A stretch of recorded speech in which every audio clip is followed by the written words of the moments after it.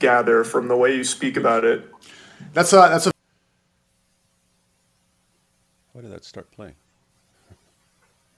Are we live? Hey, when I clicked live, that started playing. That's interesting. I did not know it would do that. No, that's cool, guys, because now I know I can just start a movie one. Interesting. It always sucks that I find this stuff out right when at the beginning of a live stream, and then like it looks like I have no clue what I'm doing, which is kind of true. So that's kind of funny. Anyway. All right, guys. How's everyone doing out there? Don't know if anyone noticed, but there's a huge push in the world of Islam, al-Islam, to defend child marriage. Marriage. Why is this a problem, IP?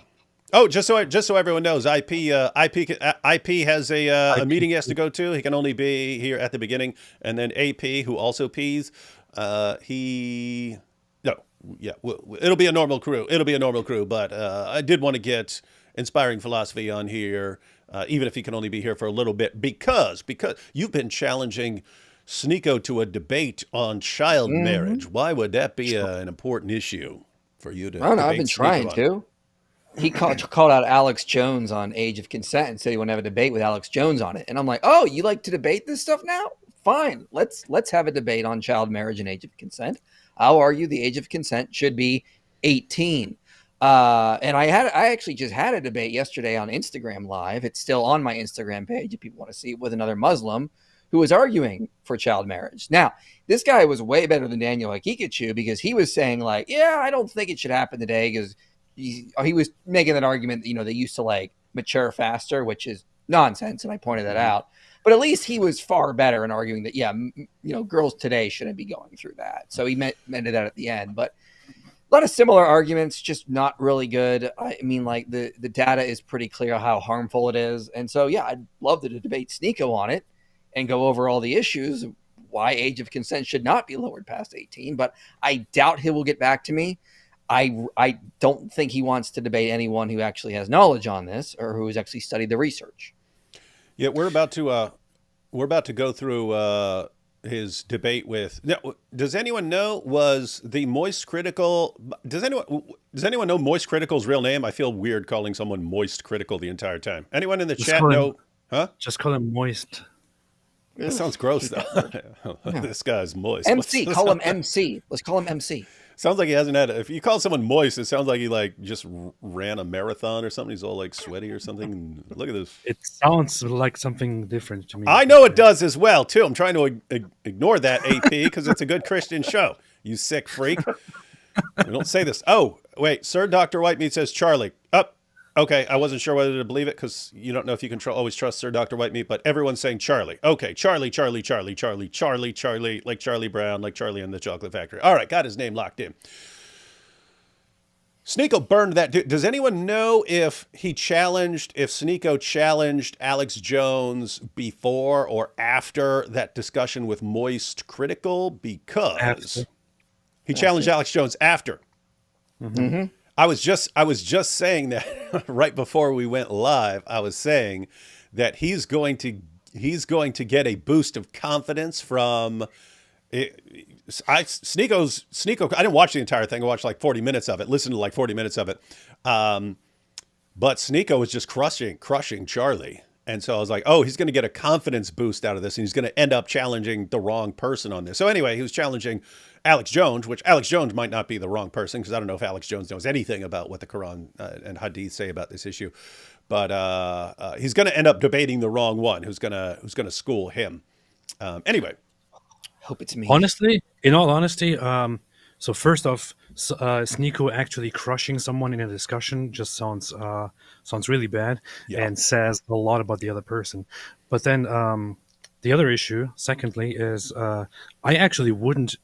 I don't think it would be good to have Sneako and Alex Jones debating, because in that discussion too, Sneako would look like the more reasonable one. So I hope it never takes place. You're right, Sneako. I've been pointing this out for years. The water is turning the frogs gay and making the kids mature slower. Something like that. Think they'd end up agreeing on some stuff. All right, so we've got this issue, ladies and gentlemen. I just want to give people like the trajectory here. So here's why Sneako is actually doing this. This is why Sneako has become obsessed with child marriage and defending child marriage. Mm-hmm. It's not because Sneako just woke up one day and decided to be the champion of child marriage. Muslims have understood. So you go back 20 years, one of their main arguments for Muhammad, for the prophethood of Muhammad, was that he is the greatest moral, the greatest moral person who ever lived, right? He's so incredibly moral that he has to be a prophet of God. That's originally why we started bringing up the issue of Muhammad and Aisha. They were claiming that he is proven to be a prophet by his outstanding character. And so we would bring up issues like his having sex with a prepubescent girl. And back then they would just lie about it and say, well, no, that's not what our sources say. And eventually we showed enough people what the sources say that people realized it is in their sources. Then they changed their argument. They changed their response to, oh, yes, there are a few weak hadiths that say this, but there are all these other hadiths that say she was much older than 9. So we challenged them for years over and over again. Show us one. Show us one. Can you give us one? You saw that. You saw the debate, IP. You saw it was Kenny Bowman. Can you just give me one? Can you give me one source that says what you're saying? Just one. Just one. I just gave you dozens that say she was not. What source do you have? Could not give one. Could not give one. Why? Because they don't have any. So anyway, but back then they were telling the lie that, oh yeah, there are all these other sources. Anyway, get down to now, and they've been forced to acknowledge it. They've been forced to not say that there are all these other sources because they've been exposed on that. So now they're forced to defend it. But keep in mind, they have to defend child marriage now because everyone's blasting them for child marriage. So this is like a very pivotal moment for them because the entire world now is finding out that Muhammad had sex with a 9-year-old girl, which forces them to defend it, or everyone's going to view Muhammad as a pedophile. And so what do we do here? We have to defend it. But, even though Daniel's willing to be like the poster boy for child marriage, and you'll have Muhammad Hijab and Ali Dawan, they'll all toss out little defense. They don't want to be like, that's their main thing is they're just always defending child marriage. They understand they'll look like perverts if all they ever talk about is like defending child marriage. So what do? Mm-hmm. Here's this nice young guy, Sneako. We'll offer him up. Sneako, you become the champion of defending child marriage. You do that. And so they're programming him to be obsessed with this. Problem is, he still doesn't know what he's talking about. He still doesn't know what the sources say. He still doesn't know anything about Muhammad. So, oopsie, he accidentally condemns Muhammad over and over and over again. And guys, as we go through this little debate clip, you're going to... Well, let's take note of the different times that Sneako accidentally condemns Muhammad because he still doesn't know anything about Muhammad. And I'll probably make a separate video. You misspelled moist critical in the title of the stream. It's supposed to be CR1T1KAL. There's no scenario where I'm doing that. His name is Charlie. Matter of fact, I should change the title. Sneako debates Charlie. Learn to spell. Sneako debates child marriage versus Charlie. Guy named Charlie. All right, guys. Should we watch a couple of minutes of this, and then we'll get IP's responses before he has to go, and then me and AP will continue seeing Sneako absolutely destroy his religion without realizing it. Yep. Oh, I love our work. It's dope stuff. We got dope stuff. Oh wait, hang on. So weird. I'm here with a bunch of nerds. Look at this. Look at the screen. It's like the bookshelves, and then behind me it's what are you doing just with all plain those books? What are you doing with all those books? Look at all my books here. Go through these first couple of super chats real quick before we start. Mojab with urinary tract infection, crimson showers. Wouldn't be golden showers, it would be crimson showers. Let's see. Look at all this manliness, the 3 hunks of Islamophobia. This is getting me critically... What is this? Oh, it's Gay P. Okay, no comments from Gay P. Moist over AP's back. Why is everyone becoming a pervert? This is why you're supposed to keep your mouth shut, AP. This is why you're supposed to keep your mouth shut. This is why I tried to divert it. I was like, oh, it sounds like he's all sweaty. I just have one question, though. I just searched and couldn't find a quick answer. What in the world is that name? Does anybody know why he isn't called Moist? No, and it's better not to ask such questions and just call him Charlie. Don't ask questions. I shan't ask that anymore. Sir Dr. Whitemeat says, I'm not trustworthy. If the great Dr. Zuckernick trusts me, why shouldn't you, Dr. Dawood? That is a good point. That is a good point. I take it back. Sir Dr. Whitemeat is extremely trustworthy. Be very careful not to say in a prison line, sorry, can I get a head? What is this? What is all this AP? What is all the AP fans coming over here saying all this perverted stuff? Daniel Hakikachu is happy about Iraq's new law. As far as I know, it's not actually. That was another thing we could have talked about in this. I don't think it's an actual law. I think someone is bringing it up as a law, which it might get. Right. It will probably get turned down because of massive embarrassment and so on. It should. Yeah. Alhamdulillah. Pula. I think the main point of the law is not the age of marriage, right? It's about something else, about deciding what creed to follow, and then based on that rules of marriage and all that. So there is no idea to directly implement a lower age of marriage, as far as I understand. I haven't read much on it, but that's my understanding from what I've seen. Mm-hmm. Yeah, and it's a situation where various leaders and so on can bring up proposed laws and so on, and I suspect that's going to get shot down. Oh, wait, I forgot to read this. Alhamdulillah, Pula, I am witnessing another live stream of the Golden Three. AP, IP, and D, wee wee. Huh. Love you, sports. Eighth ozone layer. Because I got the 7th ozone layers, yeah. Please make a prison stories channel. I loved your old stream with Kane. I beg you, you are a good storyteller, and prison stories are awesome. I could probably do a live stream just going through prison stories and have enough for a couple years of stories. Oh, Hello, guys. Let me tell you about what happened to me in prison once again. OICUP2. It's good. Want to talk about the Torsa Island sometime? A Muslim army tried to buy it and got rejected. Now Calvin Robinson wants to buy it as a Christian sanctuary to keep it out of the Islamist hands. Yeah, I've seen that. That's an interesting project. Seriously? Maybe we should ask Calvin Robinson to join us live and talk about all the stuff he's got going on. All right, man. Everyone ready? Let's go ahead and watch a little bit of this. And we'll get IP's responses before he has to leave and go pee. That's true. Yeah, so let's talk about what we came to talk about. Yeah, man. So with all of what's going on here, why are you so insistent on like the age of consent being like unreasonable? Or at least that's the impression I and most people gather from the way you speak about it.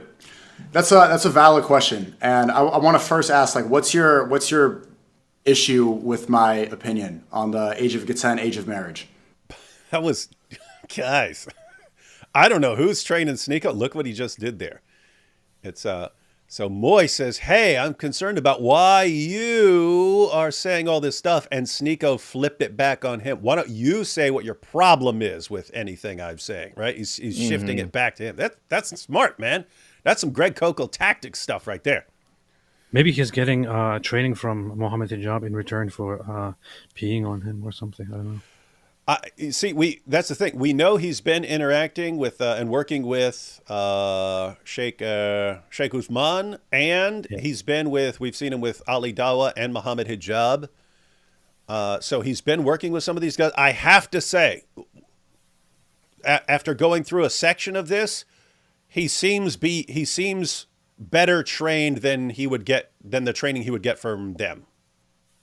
In other words, he's someone actually tactically superior to them, I think, is training Sneako here. Because I mean, this guy went from the Book of the Council of Nicaea to like just crushing this guy here. This is crazy. Because I feel like age of consent should just be an accepted number, and I think the accepted one is 18. Like, regardless of where you talk about in the world, I feel like once you start talking about someone under 18, you're basically just talking like a predator. Okay, I feel pause. I can see it already. What a horribly dumb way to go into the topic. Why did this guy even decide to have this conversation with Sneako? I totally understand why even somebody like Sneako would crush it. This is a terrible way to. You saw this from the first couple of seconds? Yes. What is a question? What is a statement even? That's a ridiculously dumb statement that you can already attack and beat to death. It is not. That's not how you argue about the age of consent. Yeah, I mean, I've done a lot of research into this as to why it is 18, because I was curious when I was researching for my debates on this, and there's many good reasons. I mean, for one thing, it sort of has come about from historical precedents. Like, we've just sort of moved to that age over time with trial and error. Like, we start to see in the Middle Ages, like, Giles of Rome saying that bearing children or making children should be delayed to 18 because the seed of those younger is too weak, was his idea. But we see it in medical research. So, like, girls complete puberty between 15 and 17. It makes sense that we grant them the age of adulthood the following year. The temporal lobes are developed. Various studies have different ideas, but you'll see it between 14.9 and 17. So the area of the brain that controls sexual behavior is also developing during this time period. So if just from a political standpoint, it just makes sense that the following year, when puberty is complete, when we know the temporal lobes are complete, we have a convergence there in two different areas, that we grant the status of adulthood the following year when we know those processes are finally coming to their completion. Mm-hmm. Yeah. So guys, it's like, it's one of those, if you look at the age starting at like birth and you go on throughout a woman's life, it's basically, it starts off like a half bell curve. So it starts off like, as far as danger to the girl, it starts off really high. The danger of that girl having sex and all the complications and problems that can arise from that starts off really high. And then as she gets older and older and older, it declines. And so it's somewhere in the ballpark of 18 where these things are way down, right? Like there's still risks. There are always going to be risks if you're having a child and so on, but they're minimized. And later on, you can get some other difficulties that arise once someone gets too old and so on. But the bottom line is rates as far as the mother and the baby. If the girl gets pregnant, if you take 18 as sort of here's a good age.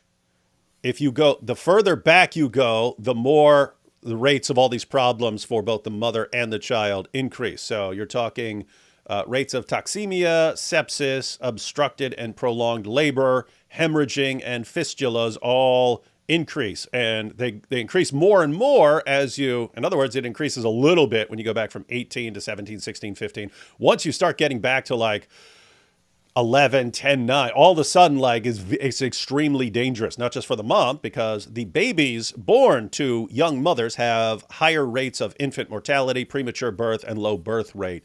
So the idea of why you're settling on some age is basically you have all these dangers to the girls and to their children, and they decline. And when they finally get to a really low point is around 18. So people say, okay, that is a good age because it's dangerous before that age. Is that a correct assessment? The thing is, you both very, very much explained in detail the reason why the age of consent that we know of exists.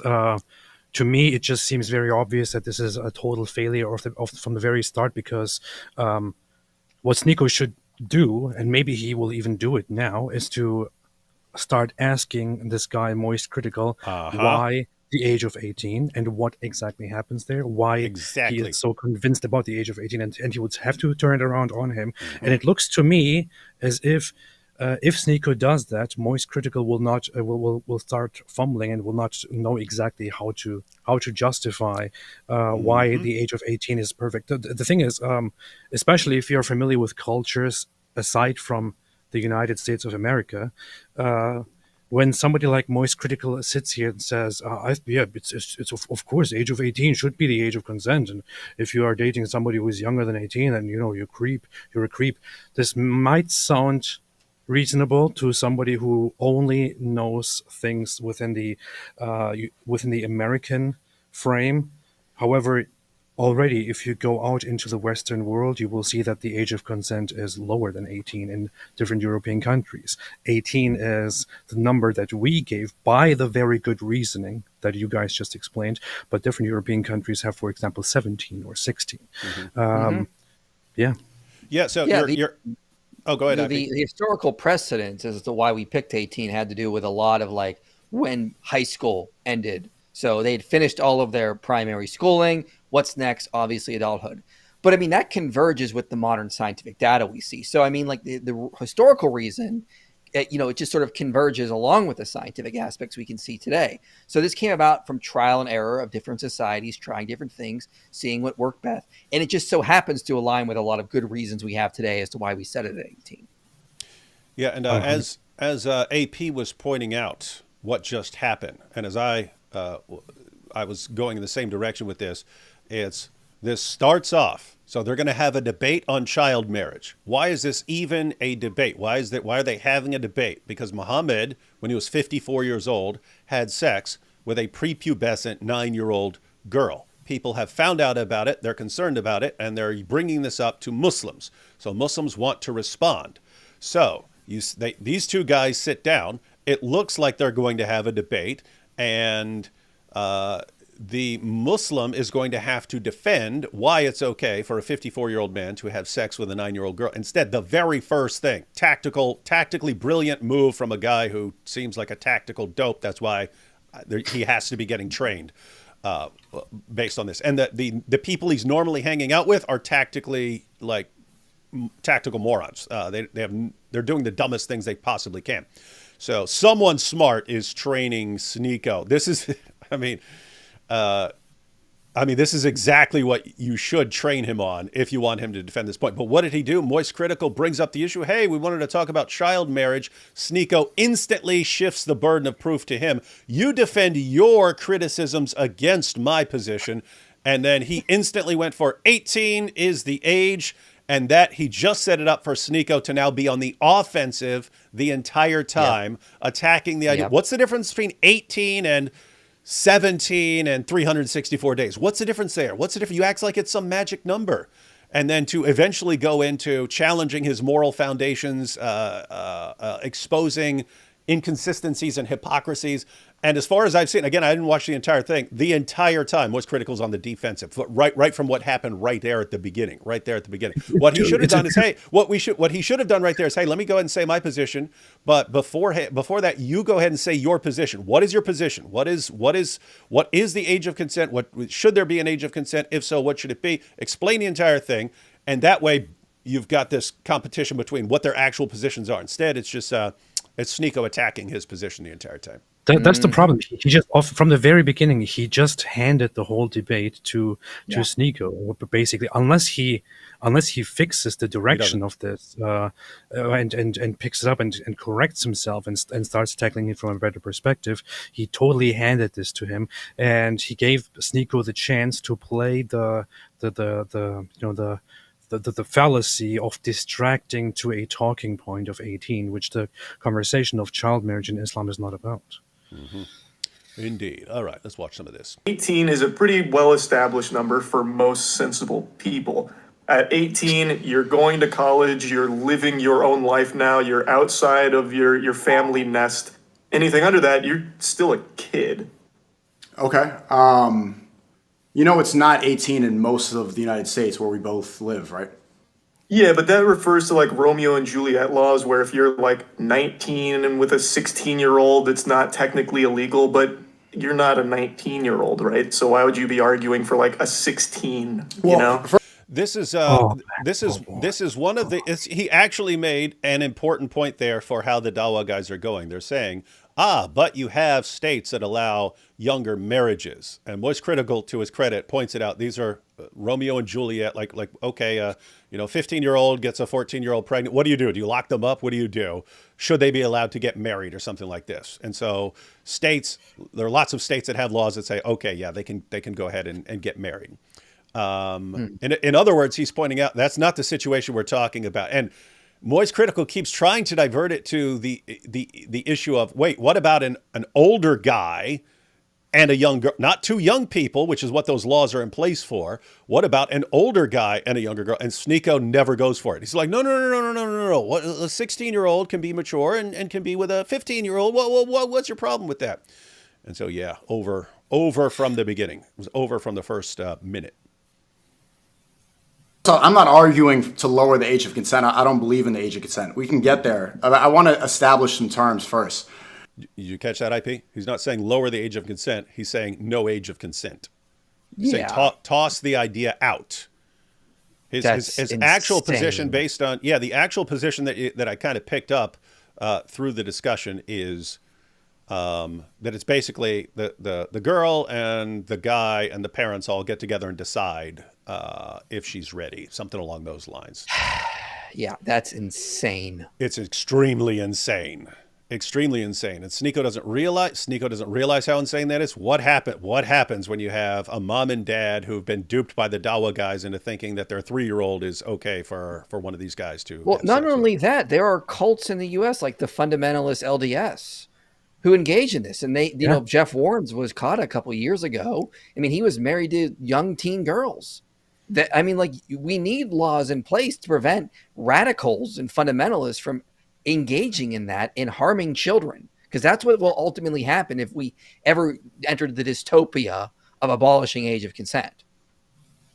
There's this whole idea that the parents should be in charge and they should decide when whether a girl is ready or not, is so illogical, and it completely contradicts with the reality in the world of having established laws simply because humans cannot be trusted on their own, because they can become very messed up, can be influenced by messed up things, can do wrong things. Yes, you can assume that most parents will do what they think is best for their child. However, that is not, you can't just rely on that, because humans can be duped, they can be lied to, they can be evil. They can be evil, they can be messed up in the head, they can be crazy and insane and do weird things. And if they have the authority to decide whether the girl is ready or not, they could be influenced or crazy or evil enough to give a 1-year-old away, for example. Yeah, and that's the issue, because again, we see this with cults. We see cult leaders who dupe their followers into, hey, give me your daughters. And it's exactly what Muhammad did, because that is a cult. It's just big enough that we call it a religion now, but it's the exact same thing. And you can have these Dawa guys convincing parents that it's a good idea to hand over their daughters to creepy old perverts, and you can't object to it because then you're condemning Muhammad. So yeah, that's why it's bad. I mean, both these guys are thinking about this completely wrong. I think of it almost it's like around a kid, there should be a system of checks and balances, right? So in the U.S. government, we have a system of checks and balances, because you got the courts, you got the executive branch, you got Congress, and so on.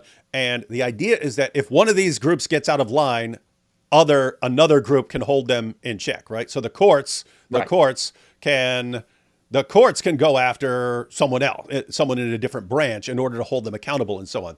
Around a kid, you need parents.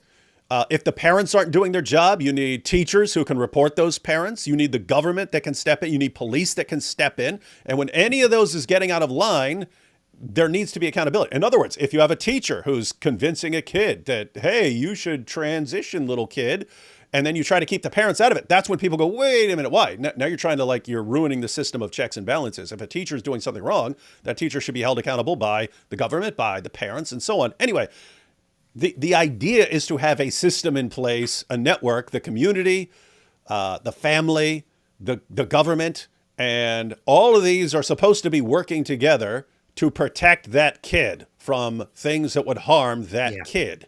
And if someone is not doing their job, there are other people there or other groups that can jump in and say, wait a minute, that person is out of line right there, not protecting that kid. That's how it should be. That's kind of what we have now, although people are trying to rip that down.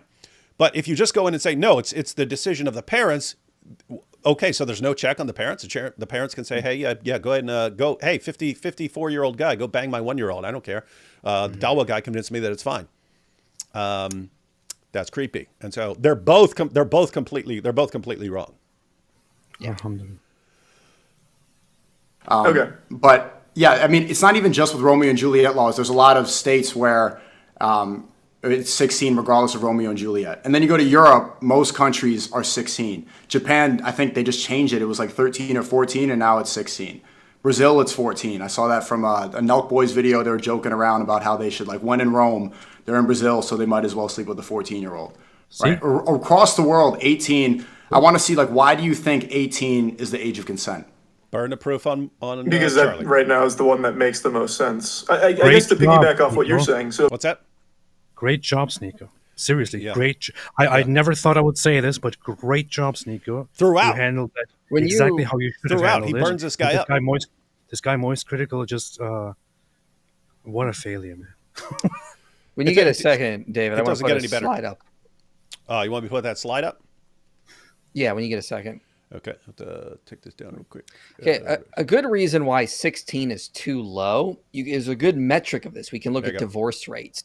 So, for example, you can look at research from the CDC or family studies. So, what we tend to see is you can see right around that 18 point that we see a sharp decrease in divorce. And basically, you have the lowest divorce rates after 25 to about a little bit after 30, and then it starts to shoot up again. Wait. What are you saying? So at age at first marriage and divorce. So you're saying that when people who are young, in other words, if you're 12 and 13 and you're getting married, there are extremely high rates of divorce, and those tend to drop significantly once you're dealing with adults because they were probably better informed in their decision about who to marry. Exactly. Interesting. Now, I mean, this isn't the only thing. We can look at other metrics. There's all sorts of psychiatric disorders associated with child marriage, which is defined as marriage under the age of 18, as well as physical issues as well, poor parenting skills, lower birth weight among infants. But I mean, the divorce rate is actually a pretty good metric to see why 18 is a pretty good age as the bare minimum for setting for marriage and adulthood, because we see this sharp decline right after 18. Before that, your brain is still growing in many important ways. You're not the same person you are at 18 than when you were 15. Likewise, when you're 21.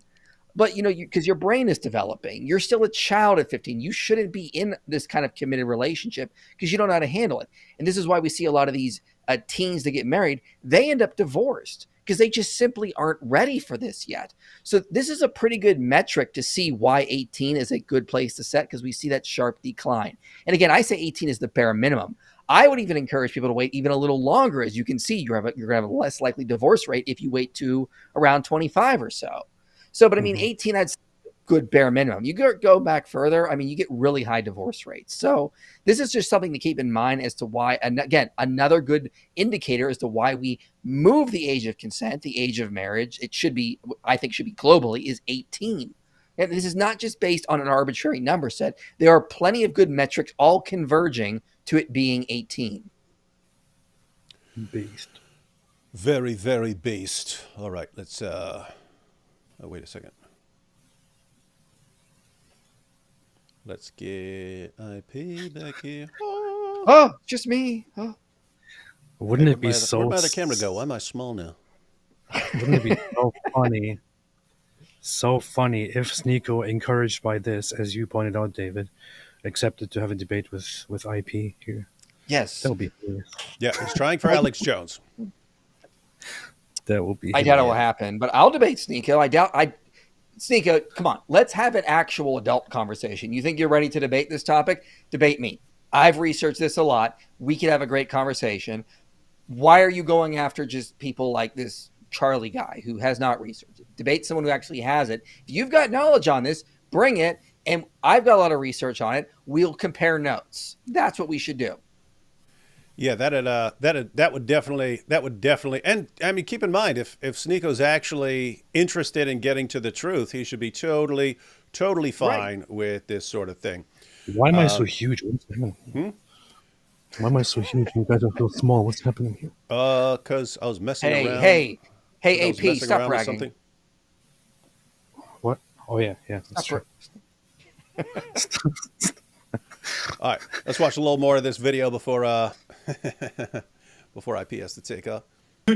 You're traveling right now. If you go to Europe, are you going to be comfortable, like, hooking up with a 16-year-old? Like, just because it's legal there, would that make you feel comfortable? No, I don't hook up anymore. I'm I'm not saying that you do, but I'm saying if you were, single and looking for someone, would you feel comfortable with it being a 16-year-old if it's in Europe versus US?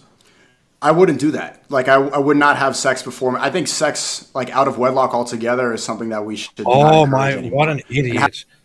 What an idiot. Answer the question. That's not the question, man. Yeah. I just praised you. That's not the question, Sneako. Yeah. I think Charlie does try to push him on this. The age of consent, having that idea either here or later. I'm not sure which. encourages people to have premarital sex, right? Just that term, age of consent, means you're consenting to something that we shouldn't be doing. So no, I wouldn't feel comfortable doing that. Okay, so then instead of let's take it away from like premarital sex. Would you feel comfortable marrying a 16-year-old? Like, would you meet a 16-year-old with romantic intent if you're in Europe and maybe marry a 16-year-old? Nothing wouldn't. sexual. I probably wouldn't personally, because I don't think that I'd be on the same mental playing field. I like to have intellectual conversations. I like to be more. I like to be with women that are around my. What's that? Okay. Exactly. This is another reason why child marriage is so bad. Most people, most men, for example, don't want to marry a child because they want to be on the same intellectual level with their wife. That's a mature response. Who are going to be the people targeting children in child marriages? People that are messed up. They don't want a equal partner. Nick Fuentes. They want someone who they can control, manipulate. They want someone who they can basically dominate. One of the other factors that comes out of the research on child marriage is we see a high rate of intimate partner violence, spousal abuse. These men marry children and they start beating them. Why? Because they're not right in the head and they're going after children anyway. And they want someone they can control and manipulate. And that manifests in ways. And one of the main ways it manifests is in intimate partner violence. So this is another reason why as societies we should outlaw child marriage, because the people that are going to target like 16, 15-year-olds are men that are not right in the head. They got their own psychiatric issues. And it's also going to result in these poor girls being beat, as we see in the Islamic world, in places in Africa where they allow child marriage. So Sneako's actually on point here, and he doesn't realize he's actually making a case against getting rid of the age of consent. That's another important check and one of the checks and balances that keeps children safe. Because who's going to target the children? People that are messed up. People that are not messed up are just naturally going to date adults. So it's not a law that's even going to affect normal functioning adults in any given society. And I have to point out here that you have our good friend Sneako here. He just said, we all heard it, he just said he doesn't believe in sex outside of marriage anymore because of Islam. No idea what he's talking about.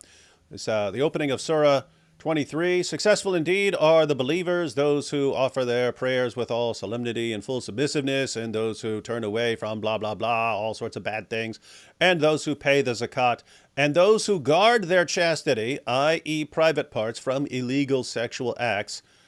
Next verse, except from their wives or the captives and slaves that their right hands possess, for then they are free from blame. Alhamdulillah. Beautiful, beautiful verses. Yeah, it's not just marriage, Sneako. Yeah.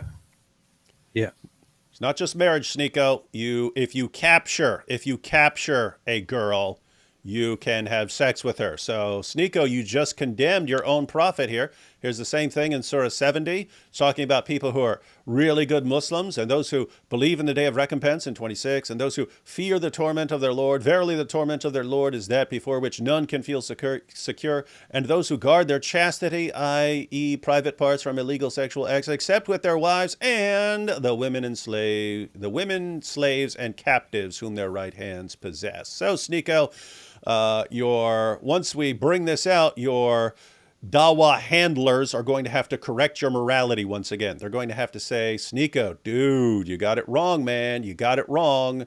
It's not just within marriage. It's you can marry a girl, or you can just capture her. You go and capture her or buy her as a slave. You can bang her too. And watch, as soon as they explain that to Sneako, Sneako will suddenly change his position. Yep. Interesting stuff. Same age, because then I can have conversations I like to relate to them. I think there'd be too much of a gap. But other people, like, if they're able to get along, then I don't see why that's so much of a problem. Well, why don't you see that as a problem? So for you, you're recognizing like this person's much younger than me. It's. Did you have something to say there, AP? I was just expressing my disgust. I wanted to say something, but I'll leave it. It is a kid. Like you are talking to. Okay, so let's at define best, these like a terms. Let's sophomore in high school. before we even get into let's define these terms before we even get into this conversation. What is a child? I would use the age of consent. Under 18 would be a kid in my eyes. Under so a 17-year-old who's 364 days. That's a kid. There it is. Yep, I'm gonna use very hard set terms. He says, yep. If it is under 18, even if it's 17. This is Sneako's dream debate right here. I mean, this guy's responses. This guy's responses are like the dream responses. This is easy to debunk. Yeah, obviously there's not much difference between an 18-year-old and a 17-year-old 364 days. But again, as a society, we have to set it at somewhere so that we can have actual structure and order in a society. We can't make every girl that's between the ages of 15 and 17 go through a medical exam and a neurological exam. That would be costly and a waste of money. So what do? After the period when puberty is complete, 15 to 17, bam, adulthood. Makes perfect sense from a legal and political perspective.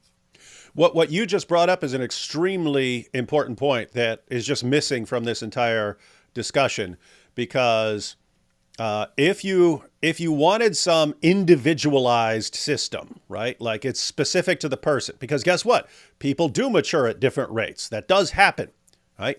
So, but following what if Sneako's view were to be fleshed out and to be made as reasonable as possible, you couldn't just say whatever the parents decide is okay. You have to set some kind of limits, and you have to have some sort of government ability to interfere if the parents are not doing something massively harmful to the child. You need something in place, but the idea would be you have this big collaboration. This would be the theory. This would be the theory that is being put forward by the Dawa guys. This is Daniel Hakikachu's view, right?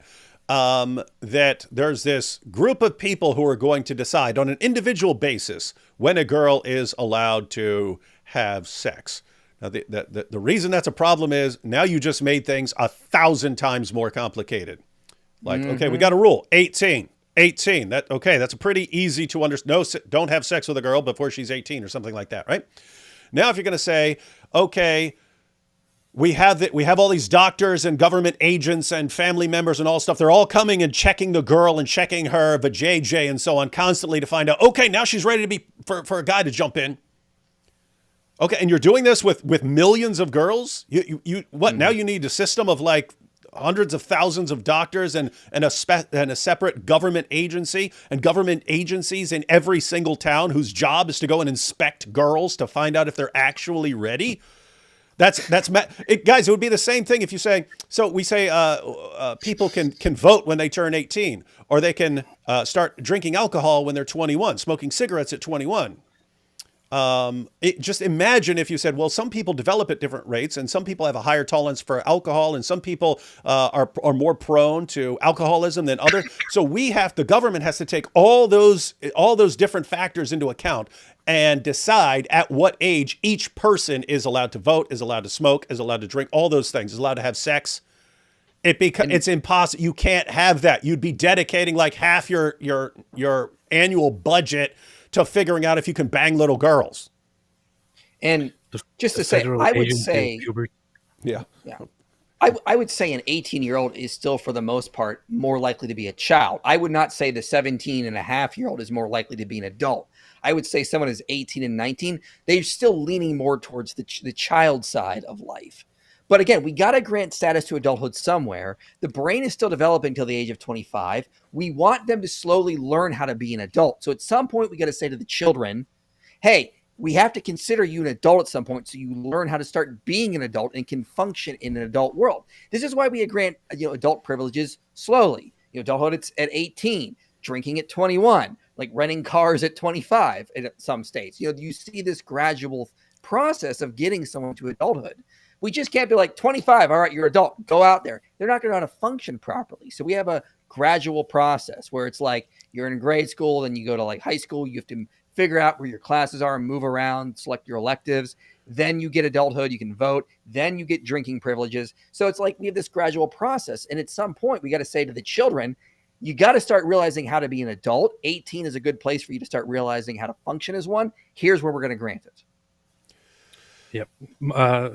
Moisty has one point here, which is that it is usually recognized around the world, for example, by UN standards, that somebody below the age of 18 is generally called a child. Somebody who reaches the age of 18 is no longer considered a child. This has different reasons, which have been explained over and over and over again. For example, when they look into whether somebody has been abused or trafficked or something like that.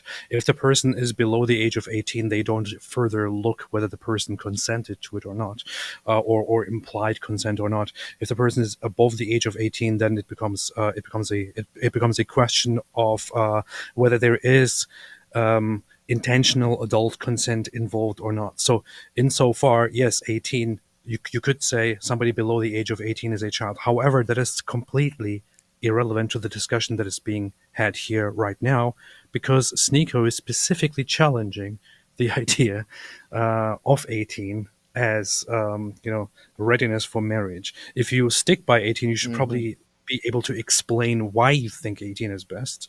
But to say, oh, this is just the most reasonable thing, it's just the best thing, it's just I like 18, that's just a horrible approach. It was, and I could probably it gets. I gotta probably take off in a minute, by the way, guys. Yeah, go ahead. I just want to point out, like, it gets worse because Charlie here ends up just saying, well, that's what the government has decided, so you got to go with the government. And then Sneako, of course, points out, so you've got different governments in different parts of the world, and what if the government changes its mind? What if the government all of a sudden says 25? And Charlie, oh, okay, well, then you'd have to go with 25. And so it's just... Wow. He's making Sneako's argument is that 18 is arbitrary. As IP has pointed out, it's not arbitrary. There are reasons for it.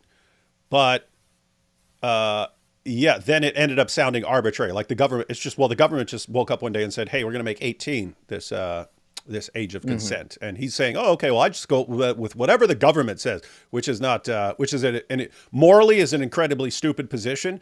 And it's just not something that's going to go over well with most any viewers nowadays. IP, I know you have to go. So any final thoughts on this before you take off? Yeah, I mean, this debate's a dumpster fire. And I would really like to debate Sneako because there's a lot of things he hasn't considered. If he thinks he's got a lot of knowledge on this, bring it.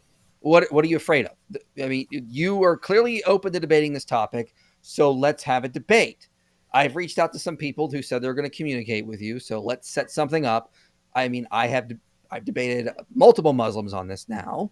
There's no reason for child marriage. Even the Muslim I was debating yesterday on my Instagram page, which people can go check out, he admitted that girls today should not be getting married. So far better than most of the Dawa guys. I'll give him that.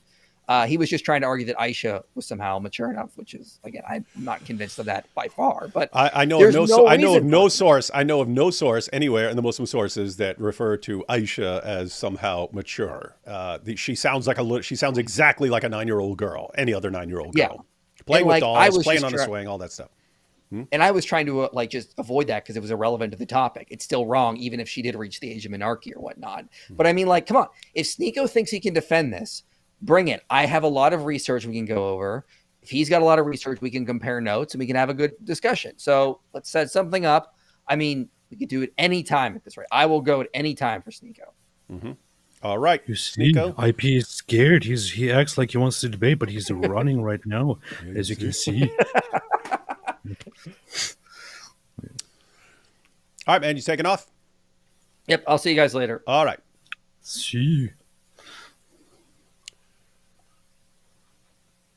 You're supposed to turn it off and leave. Hang up. Get out of here. Just hang out. There we go. I hung up on him. Now I got to figure out why it cut off. What? Why does it say he's joining? No, not letting you join. Now I need to figure out. Oh my goodness. Stop. Permanently ban him so he can never join again. Is he trying to come back in? Maybe. Go away. That rings one more time. Oh my goodness. Okay, I'm just going to ignore it. Okay, there it went away. Now I want to find out why it made me, it made me small. What is this? Let's see. What is this? Oh, there we go. Ha! In your face. What? What is this? I can't see myself on the screen. It's weird. Take patience, man. Patience. Now zoom in. Because you're all small now. All right. All this effort, all this. Let's take a couple super chats and then we'll go through more of this. This does not get better. This does not get better. Yeah, Sneako crushes dude. Let's see. I don't know whether MBS is a closet apostate. I don't know whether Ali Dawa is a secret Mossad agent. And I don't know whether Sneako is a Muppet controlled by Mohammed Hijab. But I do know D Wood is a closeted wingaling. You... What are you laughing at? It's not even funny. Exposed. It's like it's the equivalent of just tossing out a racial slur or something like that. Calling someone a wingaling. Yeah. Afghan totally. Taliban 2 years ago said child marriage was negative. What? What? They did? What? That would be nice. Problem is, what are you talking about? They're marrying kids left and right over there. So what do you mean negative? Like they're saying it's bad? I don't know how they do that. The problem is lots of these groups will say, oh yeah, child's marriage bad, but we just consider a 9-year-old a full adult, so she's not a child. That's what the Muslim cowboy does. Yeah. David, No, I'm against child marriage because a 9-year-old is not a child. She's probably an adult. Okay, bro. Creep. let's see. David, Jake the Muslim told me that it's a contradiction for God to enter his own creation and still be one, taking Trinity doctrine into account. How would you respond to this without delving into heresy? Not the way you're thinking. I wouldn't even, if you're talking Jake, who's just attacking, the first thing I would do is point out inconsistency.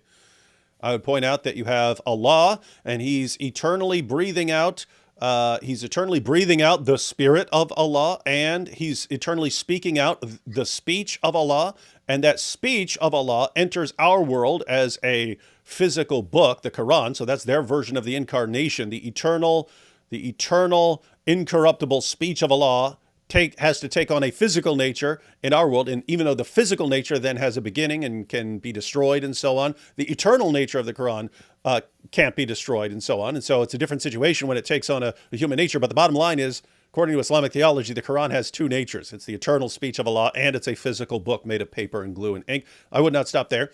Then I would go into a passage from Muhammad where he says that on the day of judgment, the Quran is going to appear as a pale man. So the Quran appears as a pale man. But according to Muhammad, individual surahs of the Quran also appear at the judgment as flocks of birds. They appear as flocks of birds. So Surah 2 appears as a flock of birds. Surah 3 appears as a flock of birds. And they speak and testify on your behalf and testify for you or against you and so on. But keep in mind, so you have Surah 2 can appear as Surah 2, speaking as Surah 2. You have Surah 3 appears as Surah 3. Guess what? That's it. These are agents. These are conscious agents, right? Surah 2 can appear. Surah 3 can appear, but they can also appear as one. So I would ask him to clarify all this stuff before he's saying, oh, but the Trinity, that's so God is one in one way, more than one in another way. If you have a problem with God being one in one way, more than one in another way, then you have a problem with your doctrine of Allah, your doctrine of the Quran. You have to throw out your entire theology. So if you're not willing to do that, then drop your objection. Something along those lines. That's what I'd say to someone like Jake. It's different for someone who's just saying, hey, I don't understand the Trinity. Can you explain it? When someone who is attacking the Trinity and their position is entirely inconsistent with their objections, you got to expose that first. That's where I'd go first. Let's see. From Uninspiring Philosophy. Look at the picture. He just says, hello. That's pretty uninspiring. And then we got Repugnant IP. A repugnant stream about a repugnant debate. Who makes all these accounts? I'm really curious. I don't know. There's a lot of people, a lot of accounts. Not as repugnant as dispensationalism. That's what he finds especially repugnant. Heisenberger says, Charlie said in his recent video that he didn't expect to debate Sneako, but just talk, so he didn't prepare to debate, I guess. Okay, well, that makes sense. So the idea there is he went in just thinking we're going to have a friendly discussion. I'm going to find out what Sneako's views are. And Sneako went in and treated this as a debate and actually trained and prepared for it and had the Dawa guys get him ready. So, yeah. I mean, I had situations like that where I we've all had those. having a discussion live that just turned into a disaster because I didn't really intend to have a debate, and it kind of turned into one.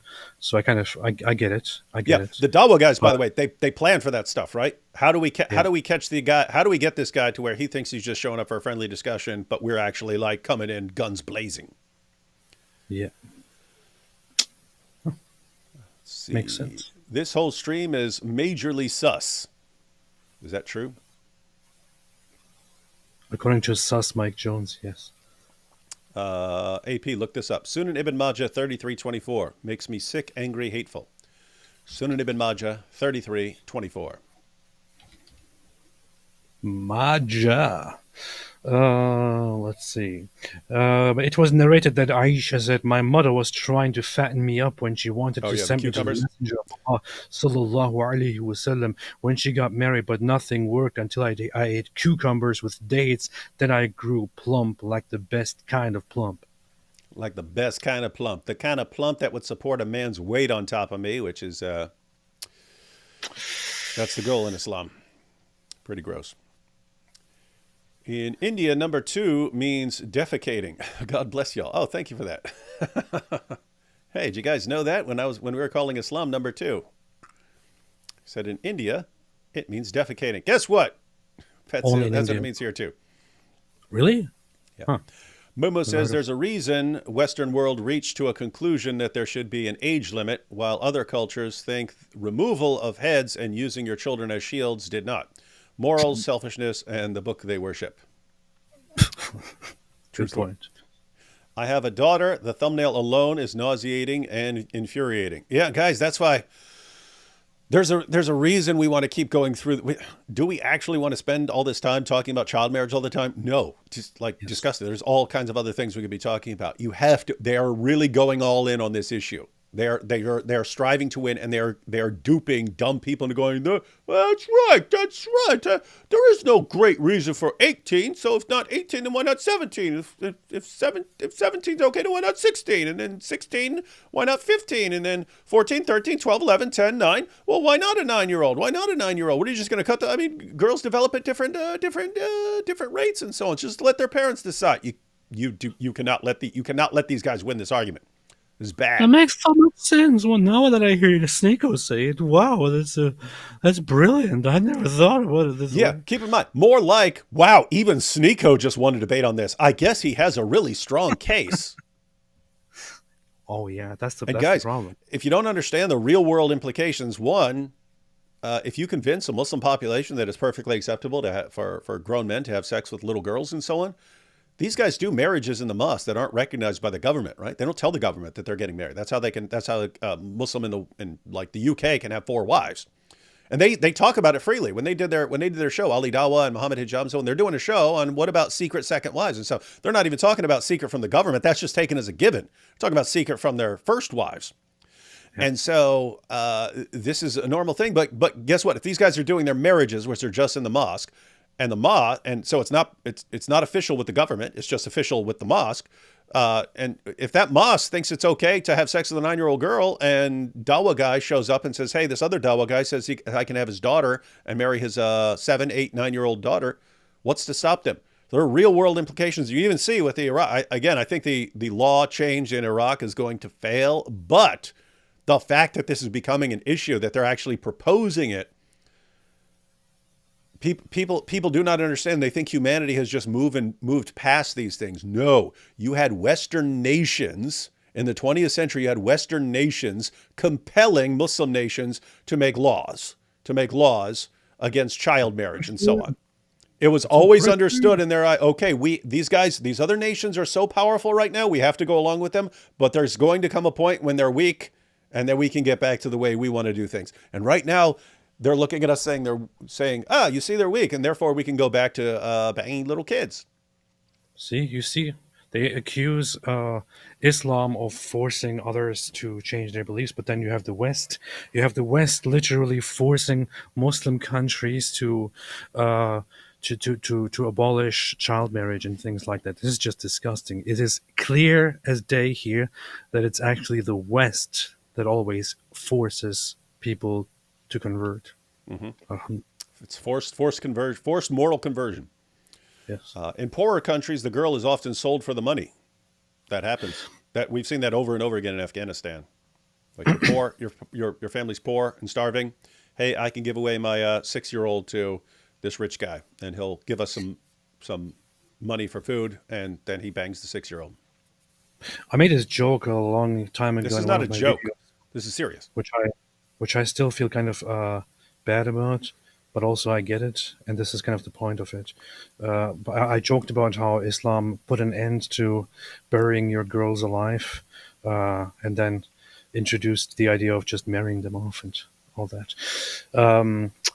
And that sounds a little bit disgusting, but that's It's the true. problem. That's the whole point. Supposedly, Islam came in, and there was the whole huge problem of people burying their little daughters, burying them alive and killing them. This is a narrative that is often sold when Islam is taught to people, especially at a young age. It turns out that there's actually not much evidence that burying a child alive was that common and that widespread. However, it was around, and it actually did exist in many different cultures because parents would be, poor in starvation, wouldn't have the means to survive, and having a girl would mean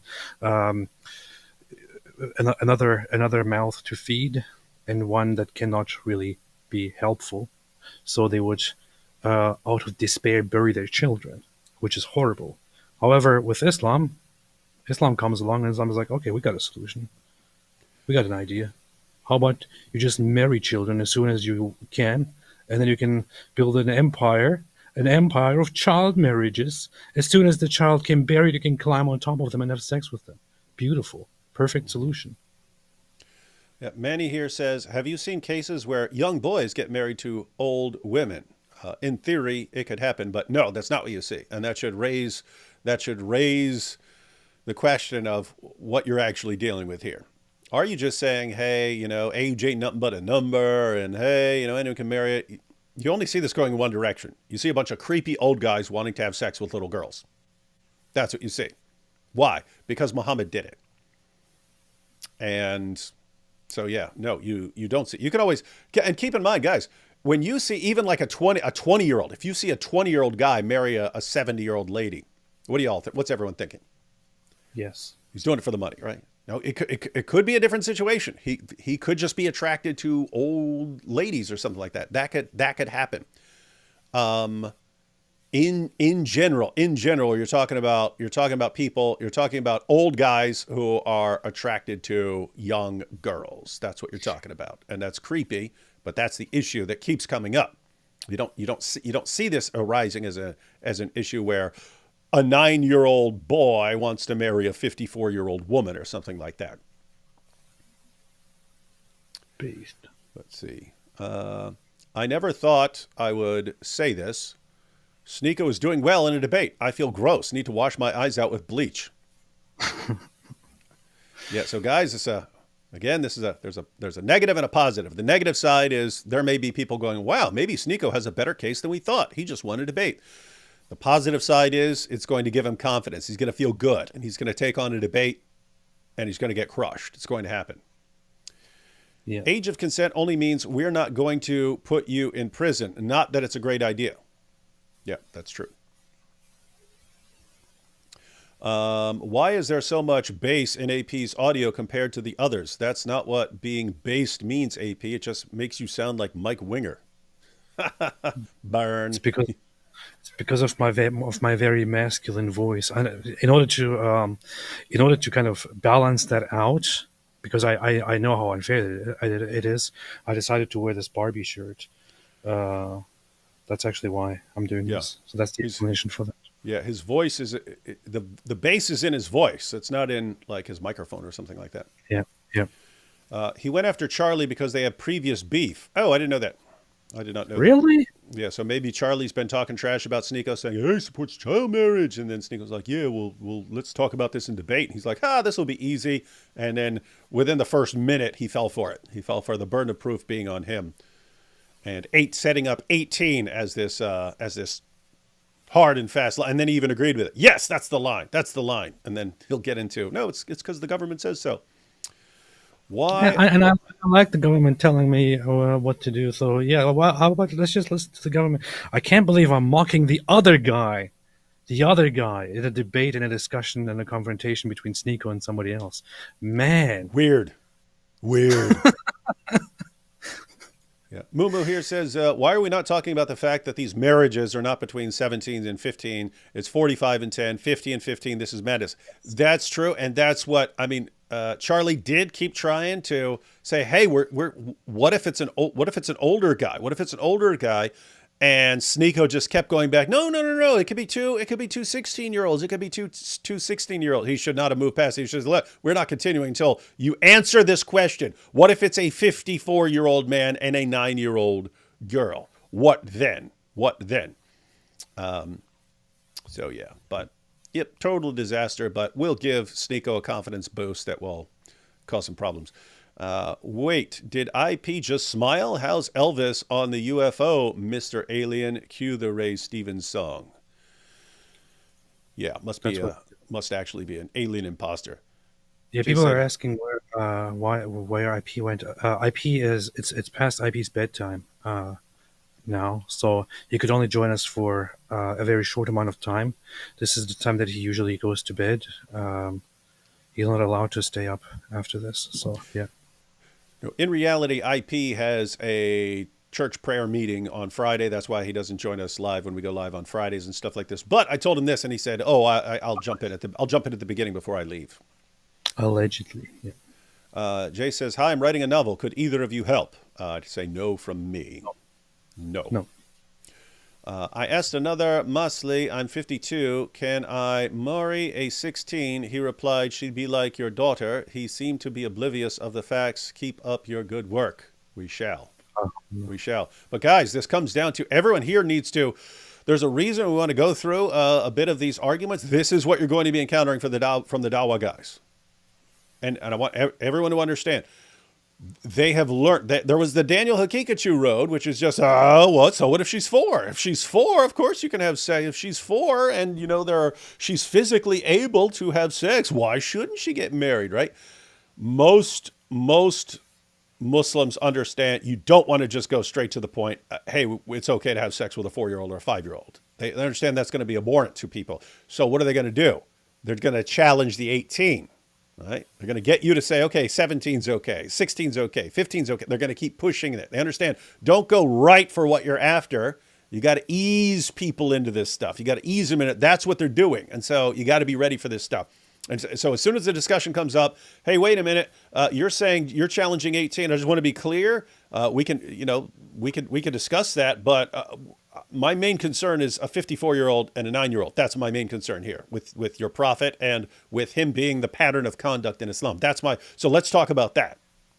Yeah, it's actually always useful to point out that is why I made that AI illustration, that photo of Muhammad and Aisha. It's always important to point out that in the case of Aisha, it was a 50-plus-year-old man marrying a 9-year-old girl, or a 53-year-old man marrying a 6-year-old girl, and then having sex with her when she's 9. Mm-hmm. That makes things very, very different. Change comes from within says, if they are looking for good qualities in Islam, then it is really Jesus they are looking for, except they don't want to suffer for him. The Muslims who are good are really following Jesus' stolen glory. I like the stolen glory. Here we have, if you look into science, a person's brain and body do not stop developing until at least 25. And what would a 30-year-old have in common with an 18-year-old? They are still not mature adults. You can always be questioning like wisdom and right choices here. Most of the time we're talking about the law and where should the law draw a line. You don't want the law saying you can't do something until you're 30, you can't get married until you're 30 because of this or that. Or if a 30-year-old wants to marry a 20-year-old, okay, the 20-year-old's an adult and so on. What you want to avoid is kids making decisions or people making decisions for them that alter their lives completely forever, and that they're not equipped to make, the kids aren't actually equipped to make those choices that are going to like completely radically change their entire futures, and they're not equipped for them. That's what you're trying to avoid. If a 20-year-old makes a decision, a 25-year-old, 30, something like that, okay, you've lived long enough to be making decisions, and you're going to make some mistakes and so on. So anyway, yeah, the main concern is law. As far as talking about 18-year-olds and what's the age of consent, the main concern there is law. But I have said that's not our main concern when we're talking about Muhammad and whether he's a good moral example. We're talking about we're not saying that a 22-year-old Muhammad had sex with a 17-year-old and so, oh, she would have been a little under the modern age of consent. We wouldn't be having this discussion right now. We wouldn't be bringing this up as an issue. We're talking about a 54-year-old penetrating a prepubescent 9-year-old girl. Okay, that's a problem, especially when you take that guy as your moral pattern of conduct. Very disturbing. Yeah. Plus, I don't know why you would bring science into this, because Candace Owens recently said that that science is She called that it she cult doesn't or believe in science because she doesn't believe in the religion of science. She called it a cult or something? I think she just called it a religion. A religion? That's funny. So stupid. Hey, look, Sheikh Mike Wingeling says, hey, the moment I arrive, IP runs. What a weakling. That's true. He did run instantly. Scared. Nice team. Invite Mike Winger next time. There's no scenario where Mike Winger will be invited here. It would ruin the entire thing. We love you, David, and Apostate Prophet. Good. And we have... I haven't even read this comment by Goat Hub, but I see it's by Goat Hub. I know. I have an idea. I'm looking right at the camera. I'm predicting it's going to be something stupid about Moist Critical. One night with us, and you too can be Moist Critical. Use code GetMeMoist. Oh my goodness, Bobby. Perfect. Oh boy. Let's see. Perfect. And here, demand anyone who wants to debate this topic to turn over their hard drives for inspection beforehand, and suddenly you'll see far less public child sex advocates. That's a good idea. That's a good idea. All right, we got more super chats. We want to watch more of this discussion because, again, guys, the goal here, you need to be prepared for this stuff. If you're a young Dawa guy and you know that people are going to be challenging Muhammad and the ethics of child marriage and so on, and they just watch Sneako and his triumphant victory over Charlie, people are going to be like, ooh, let me absorb this. And guess what? If they use the exact same arguments, but they're going against people who are completely unprepared, like Charlie. Guys, now I just want to be clear. I'm not trying to criticize Charlie as AP, but we've been in this situation before where you go and thinking, oh, I'm just in a conversation and so on, and then people jump on you and they're bringing up points and you haven't thought through them and so on. That sort of thing happens. But the point is, other people are going to see this and go, wow, this actually works. And guess what? It will work. This approach will work. The approach Sneako is using will work with people who are uninformed. So the point is, don't be uninformed. And when you see them using this approach on someone else to dupe them, jump in and say, wait a minute. Are you saying that it's okay to have sex for a 54-year-old to have sex with a 9-year-old? Are you saying that? And get them to defend that position, not, we're just questioning the age of 18. Why can't it be 17 and 364 days? Why not that? Educate yourself. All right, so let's see. All right, let's go ahead and watch more of this. It's going to be powerful. 64, that's still a kid. That's a kid. Okay, so right now, I think it's important to have these hard lines in the sand where it doesn't have this kind of wiggle room. Okay, why does that define kid? As I said earlier, at 18, at that point, you're going out of high school, you're going to college, you're living on your own, you're no longer, a child under your parents' roof, for the most part, extenuating circumstances, of course. But at that age, you are starting to become independent. You are no longer just in your parents' household a kid. You are now going off into the world on your own. You do admit that varies for most people, right? A lot of people don't move out of their parents' homes until they're 25, 26, 27. A lot of people don't. There's nothing wrong with that. A lot of people graduate high school 16. A lot of people graduate high school 20. It's a huge variable. So to set that in stone is that this is when you're a kid and this is you're an adult, that doesn't apply to most people. So why would you define a kid and an adult if it doesn't apply to most people? Do you see, by the way, again, every single thing Charlie says, Sneako flips it back on him. Burn it. Why are you using these arbitrary rules? again, someone trained this dude. Someone trained this dude very recently. I'm so surprised, man. Listen, Sneako actually, I don't know, makes sense here compared to the other guy, because the other guy is not good. He does, and Sneako's gonna end up challenging him on like meta ethics and everything else. And this is crazy, man. Because it needs to be defined. Otherwise, you can get into this really gray area where you, like a lot of the things you say, can be misconstrued as you wanting to have sex with a 15, 16-year-old. Who construed that? A lot of people, because, I mean, I don't in think your anybody clip thinks that that. I played in the There's- video, you there's were no saying way- like the age of maturity, the age of development, and then you use 16 and 17 in that clip. So like, for the age of marriage. The definition of an adult is 18 years old.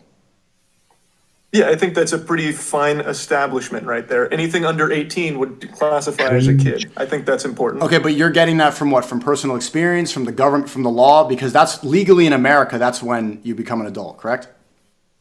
Yeah, legally. it So is. you're following the government's definition of an adult. I think there needs to be a definition, and that one's been around for a long time, and I think that's the one most people accept as the closest to, like, yeah, this is when. You got a problem with that? Makes me cringe. Makes me cringe. Again, this is not the line that you want to pursue when you argue this issue, and when you object to somebody who proposes child marriage. You cannot get anywhere with this, and somebody who has a little bit of a grasp of the topic can totally turn it around and just make you look pretty bad. And you don't want to do that, because of this discussion has larger, wider implications, as David pointed out again and again. It would rather be useful to... The best debate I have seen ever on this, honestly, was the one between Mike, IP, and Daniel Kikuchu, where IP did a fantastic job demonstrating why child marriage is horrible, and made Daniel look like a complete predator. And that's the line where you want to pursue, where you actually talk about why child marriage is wrong, not about why 18 should be the line, but rather about the implications, the harm of child marriage, how it has been historically explored, how we came to the conclusion that it is bad biologically and psychologically speaking, and so on. Not this. This is pretty bad. It's pretty bad. You become an adult. It actually hasn't, right? 200 years ago in the 1800s in America, the age of Yeah, marriage... we can't live like that. We're so much more advanced than that. Why would we play by those rules? Because at that point, are you going to start arguing that we should be able to start wedding 12-year-olds? Like, is 12 too young? That's not the point. I'm saying you're saying that the U.S. Answer the question. defined Answer adult the question. as 18. Well, I'm saying Is 12 200 too years young? ago, the age of marriage in By the way, little side note. This is a good point by Charlie here, right? Because they habitually do this. Well, 200 years ago, the age of marriage was the age of consent. Wait a minute. Do you allow for the idea that we can advance and learn more and learn more about what's good for people? And do you acknowledge that people can change? So guys, be ready for that. They always do that. But look, 400 years ago, this is blah, blah, blah. Wait, are you saying that whatever the case was 400 years ago, you can't like recognize that something is better? And you could flip this on them and say, okay, well, 400 years ago, they were drinking beer. So you could drink beer now too, right? Because 400 years ago, people were drinking beer. So you could drink beer. So stuff like that. But yeah, be ready for that. But what did he ask him? I don't think Charlie here has any clue what's in the Muslim sources. I think he just heard that Sneako supports child marriage, because when he's saying, well, you would say 12 is too young, right? I mean, if you're going to say 14 or 16, I mean, why not say 12? But you wouldn't say 12, right? There's no way you would say that. We're all thinking 9, 9, 9, 9. I don't think he knows. I don't think he knows what Muhammad did. Looks like it. Yeah. But let's see. But here, you got to hold Sneako. You got to make Sneako answer here. Is 12 too young? America was 10 and the UK was 7, right? So if the government decides to change it, you're saying it's 18. If the government, maybe if Kamala Harris gets elected, then the new legal age of an adult is 25. And there could be reasons to say that. They graduated college, they don't leave the house until this age. Their brains don't develop until they're 25. Your frontal cortex is not fully developed until you're 25 years old. A lot of people aren't making serious money. They're not able to live independently. A lot of things that you could use to classify an adult don't happen for the new age American until 25 years old. So What's that? I just want to say something. We are watching this debate, and for some reason, we are watching Sneako having a discussion about child marriage. I just want to point out one thing, which is that this discussion is only taking place. So Sneako only cares about child marriage and the age of marriage right now because he converted to Islam. And then after converting to Islam, he was confronted with the fact that Muhammad married a child. When he was 50 years old, he married a 6-year-old child and had sex with her at the age of 9. And he was confronted upon that. And then he found it disgusting. Initially, he said that he finds it disgusting. Then Muslims told him that it's totally okay and explained to him that it's okay, which is why he is now sitting here having a discussion about child marriage. It's only because of that. It's not because he thinks, well, I personally think that the age of marriage is not appropriate and we should change it for these and these and these reasons. No, it's just because he converted to Islam. That's it. That is the reason. That is the reason. And guys, this is why it's a problem, because you could reason with Sneako and show him there are all these problems and so on. If he wants to remain a Muslim, at the end of the day, he has to say it's okay. Yeah. A 54-year-old. And keep in mind, as AP pointed out, when Sneako originally found out about this, he was repulsed. Yeah. But then they told him, well, they're the ones who told him, but what? Why 18? Why 18? It's arbitrary. It's arbitrary. And he went, now he starts using that argument. I don't think he still realizes what he's defending, but based on that, because we're going to make them explain it to him, because I'll make a separate video showing how he's condemning Muhammad. He's actually condemning Muhammad. And then they're going to have to talk to him and say, hey, you can't be saying these things because you're going against Muhammad. And then he's going to change his position. Actually, guys, you can have sex with a 12-year-old. That is fine. But let's see what he says here. Kamala Harris raised it to 25. Would you then say that that's the new age? Would you agree with that? I think that'd be totally understandable. Like, right. I think that's fine. So then does that make anybody who sleeps with an under 25-year-old, does that now make them a pedophile? No, I don't think necessarily that makes them a retroactive pedophile. So then what's a pedophile? But it's an accepted definition of 18 for a long time. Is not for that long. No, not for that. Here, he doesn't even know what he's talking about. Let me give you. All right, I'm going to give you the DSM, guys. So, what Moist Critical? This is a problem. This is a problem here, Charlie. He's completely wrong in how he's defining a pedophile. Yeah. So he's saying the government says the age is 18, and I'm saying anything under the age of 18 is a child, and therefore anyone who has sex with someone under 18 is having sex with a child and is therefore a pedophile. That is not the definition of a pedophile. That is not the definition of a pedophile. So pedophilic disorder, according to the DSM-5, that's the standard work in diagnosing mental health problems. There are three criteria. So one is an individual who has arousing fantasies about, urges for, or behaviors with a prepubescent child or children. So for pedophilic disorder, they're talking about prepubescent children. Prepubescent. So you can have fantasies about, urges for, or behaviors with. So if you have sex with a prepubescent child, they say this is that's a criterion. 2, the individual has acted out these desires or is experiencing significant distress or difficulty as a result of the desire. So either you do what you're fantasizing about, what you want to do with the child, or you're struggling with it. You're like having trouble resisting and so on. And then 3, very important here, the individual is at least 16 years of age and at least 5 years older than the child or children noted in criterion A. In other words, if you're a 10-year-old attracted to a 9-year-old, a prepubescent 9-year-old, they don't say you're a pedophile. You're still, it's kind of age appropriate for you to like someone close to your own age. So they say you have to be a minimum of 5 years older. So if you're 20 and you're attracted to a 9-year-old, that's very different from a 10-year-old being attracted to a 9-year-old. They think you have a mental problem now. Now you have a mental problem. Now what do you do? What do you do if it's a 54-year-old man attracted? Or but you can even go 51-year-old attracted to a 6-year-old. 51-year-old attracted to a 6-year-old. Like do you do then? Muhammad.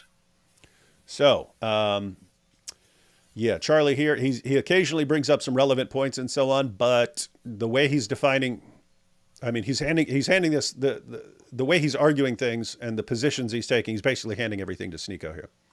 Sneako already killed him at this point, honestly. It's bad. Bad. Not through most states and not through most countries across the world. Do you see why this is like a weird take to have though? Like I don't think you're coming at this from a place of you wanting to fuck a 15-year-old, are you? To go back to that question, is Apologize for the language, ladies and gentlemen. Did not have time to edit out the words. 12 too young? Do you think 12 is too young? I think 12 is too young for me. Yes. Oh, wait, he said for me. For you, do you think 12 is too young in general? I feel like that should be an easy answer. 12 is too young in general, correct.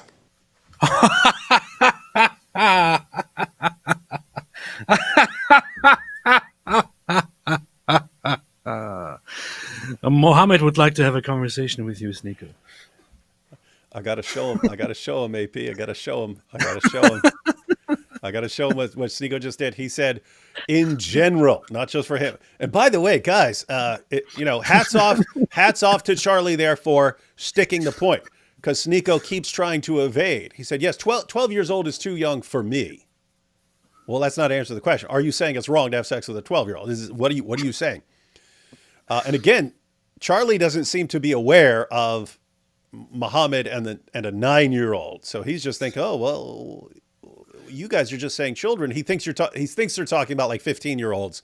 In reality, they're talking about 5, 6, 7, 8, 9-year-olds and so on. And he's just feeding right in because he's feeding right into it because he doesn't know what their actual positions are. But you just heard it, folks. Sneako condemns Muhammad. He says it's in general, as a general rule, a grown man who has sex with a 12-year-old, that is morally repugnant. What do we have here? Oh, let me get this down. Sneako destroys Prophet Muhammad. Let's see. Man. This is Sahih Bukhari. This is 5133, but you have the chapter intro right there. Chapter, giving one's young children in marriage is permissible. We're not talking about 17-year-olds, ladies and gentlemen. Why is giving your young children in marriage permissible? By virtue of the statement of Allah, and for those who have no monthly courses, i.e. they are still immature, it's Surah 65, verse 4 of the Quran. And the iddah for the girl before puberty. The iddah is the waiting period before the girl can remarry after being married to a different guy. All right, so you marry, and look, this is talking about the waiting period for a girl to remarry before puberty. So she's already been married, she's already had sex, the guy divorces her, wants to trade her in for an even younger model. Oh, she's 8 now, that's too old for me, I want a 6-year-old. He's going to trade her in, then some other guy marries her before puberty. And then as an example of this, they give Sahih Bukhari 5133, narrated Aisha that the Prophet wrote the marriage contract with her when she was 6 years old, and he consummated his marriage when she was 9 years old. And then she remained with him for 9 years, i.e. till his death. What did Sneako say? So Muhammad is marrying her at 6. What did Sneako say was too young? Oh, he said 12 was too young. In general, not just for him. In general, pronouns, And lest anyone think this is just like one weird source or something like this, 5158, Prophet wrote the marriage contract with Aisha while she was 6 years old, consummated his marriage with her while she was 9 years old, and she remained with him for 9 years, i.e. till his death. 6130, Sahih al-Bukhari. Narrated Aisha used to play with dolls in the presence of the Prophet, and my girlfriends also used to play with me. When Allah's messenger used to enter my dwelling place, they used to hide themselves, but the Prophet would call them to join and play with me. And then in parentheses, the playing with dolls and similar images is forbidden, but it was allowed for Aisha at that time. Why? As she was a little girl, not yet reached the age of puberty. It's over and over and over again in the Muslim sources, ladies and gentlemen. Aisha was a little girl, she's playing with dolls, she's 9 years old, and hadn't reached puberty. And Surah 60, Surah, oh, go ahead.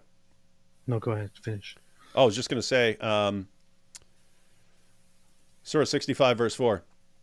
And those of your women as have passed the age of monthly courses, so these are grown women, for them the iddah, prescribed period, if you have doubt about their periods, is 3 months.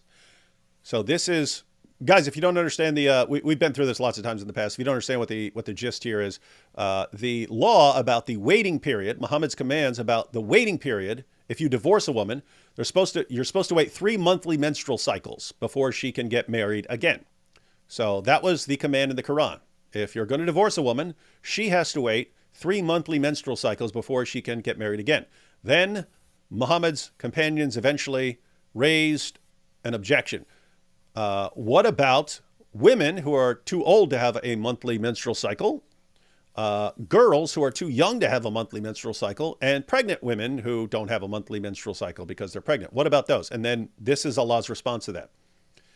And so you have, he starts off with, those of your women as have passed the age of monthly courses, wait 3 months. Instead of 3 menstrual cycles, wait 3 months. And for those who have no courses, i.e. they are still immature, their iddah, prescribed period, is 3 months likewise, except in case of death. So if you have a girl who's immature, she has no monthly courses, then you simply... so keep in mind, this is talking about prepubescent girls. It's talking about prepubescent girls. And you can marry them, divorce them, pass them on to the next guy. He just has to wait 3 months. What did Sneako say, ladies and gentlemen? 12 is too young in general, not just for him, in general. And therefore, what's that mean? Sneako condemns Muhammad. That'll be the video title. Sneako condemns Muhammad. He already did it with the saying that sex is only in the context of marriage. That already contradicts Muhammad, who allowed his followers to have sex with their female captives and slave girls and so on. And Muhammad did this as well. And of course, here you have Muhammad having sex with a 9-year-old girl, which is the real issue, the main issue in the discussions. And Sneako just, that's what I mean. As far as Charlie not knowing what the actual issue is and being able to bring it up. Like, imagine if he had said right there, wait, what you just said, what? 12's too young? What? Oh, sources on the screen. Look, Muhammad was 9. Thank you. We agree. Sneako, we agree. We agree. Your prophet's a pedophile. And that's it. That's what they do. Okay. Yes. And I don't think I want to from that define, angle. but what you're saying, your definition of adult is not even the actual definition. Do you know what the definition of child is? Like, anybody watching this can Google it. You can Google it too. The definition of child is somebody who has not reached puberty yet. That's the definition. Yeah, and then you get into like the abibophile or whatever, as opposed to pedophile, and those are all. I don't know. I have no idea what those terms are. I don't know what that is, but I'm saying that's the actual definition. When somebody reaches maturity, it's based off of biological and physical maturity. Okay. Yeah. Right. Yeah. And So it varies for everybody. Adulthood is not something that you can set in stone because it's different for the entire world. Right? I moved out when I was 14. A lot of people don't move out until they're 25. I went through puberty when I was 17. A lot of people went through puberty when they were 13, 14, 15. It changes for everybody. Come on, Sneako, you haven't gone through puberty. The thing is, go ahead. well, what Sneako brought up there is the definition of child is accurate to a point, but there are different definitions of what a child is. Yeah. In one case, yes, technically speaking, strictly a child would be defined as a human between birth and puberty. However, there are the legal definitions used in different contexts and aspects. You could still refer to somebody below the age of 18 as a child, or you could start using different terms for it, but still by international law maintain that this is a child and so on. There are different definitions, and depending on the definition, depending on the subject we're talking about, the definition here would change. And yes. Yeah. You're correct. You can have, if you're talking about developmentally, you can break it down into children and adolescents and so on. If you're talking about just from a legal perspective and so on, you can say, okay, 18, you're considered an adult. Before that, you're considered a child and so on. Guess what? None of this has anything to do with what we're talking about. Or it Yes. shouldn't be, right? Why is Sneako defending child marriage? Because he converted to Islam and found out that Muhammad had sex with a little girl. And so this was awkward for him since he had already condemned it, but then he had to be trained on how to defend it. But here's the weird part. Instead of actually defending Muhammad, a 54-year-old man having sex with a prepubescent 9-year-old girl, he just goes after that age of 18. Why not a little younger? Why not? Why not have a different system in place where the system is individualized for specific people because some develop at a different rate and so on. Why not that? And he derails the entire issue. Brilliant. Not going to work long term, but in the short term, pretty brilliant move from Sneako, which is why I know he got it from someone else. Beast. Indisputable. For you to say that this is the set in stone age and say you're a pedophile if it's under 18, and then if you're over 18, you're fine. Well, then that's a weird line that doesn't make sense. So you're going to say this person is a terrible person if they're 17 years old, 364 days, and right after that, they're good to go. Well, it changes for everybody. So we have to have something, a definition. We have to be realistic with everybody. Well, we don't. But you're saying but that's not even the case in the country we live in.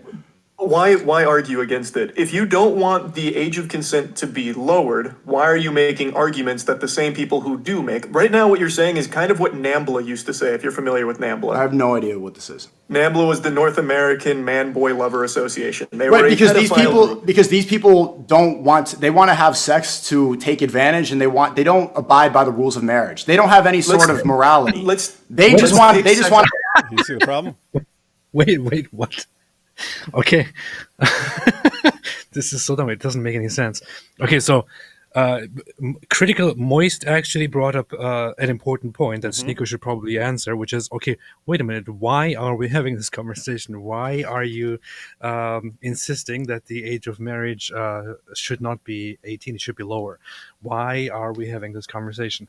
And he brought up NAMBLA, and then Sneako, again, in a very, very weird way, accuses these people who are pedophiles of wanting to take advantage of little children, which is why they want to push down the age of consent or the age of marriage. All right. Now we're getting very, very close to something. Wait, so there are grown people who want to take advantage of kids? Oh, Is that what you're saying, Sneako? So that is the problem, Sneako? Should we let them do it, Sneako, or should we try to stop them? Is that a problem, Sneako? Is that a bad thing, Sneako? Do you still think we should lower the age of consent, Sneako? Do you think it's bad for older men to take advantage of little children, Sneako? Man, Hey, this guy has no idea what he's doing. I have to say, does Charlie seem to have any clue that that it's because of Islam that Sneako's doing this? No, It just sounds like he has seen Sneako trying to question this age of consent, and he's jumping all over him for that, and he has no idea what it is, and he's pointing out right there, hey, when you make this argument, it makes it sound like you want to do something with a kid. So why would you be arguing this? The correct answer is because he's a Muslim now. Yeah, that's the correct answer. Now he has been tasked by his handlers with defending child marriage because that's becoming a huge objection to Muhammad's prophethood. And so that's the real reason. But he seems to have no clue that this is about Islam and not just about Sneako. So Moist clearly doesn't have any idea about the topic. He doesn't know why Sneako is doing this. He doesn't know why Sneako is arguing for a lower age of consent. He should have probably informed himself on this issue a little bit. But yeah, you're right. It seems to me that Moist has absolutely no idea at all about what Islam says or about why Sneako is even having this discussion. Indeed. I'm arguing for this because I believe in marriage. Sex should only be within wedlock. That's why I'm talking about this. So then why, if you're arguing, we can take sex out of it. Why, when you're arguing for marriage, do you want it to drop? Like, okay, 16. When did I say, just because I don't believe in the age of consent does not mean that I want it to drop. Like, see, that's where the internet can go apply that just because I'm saying. Well, no. No, because you're saying the definition of an adult is 18. I'm saying that's an arbitrary number and that makes no sense. We should encourage marriage when people reach maturity. That makes much more logical That's sense. even more vague, though. Like, but also you directly It's vague did because say it's to me different for that everybody. When someone Reach maturity. I have to do it. I just have to remind them right now. Reach maturity. Sneako. Someone get this message to Sneako.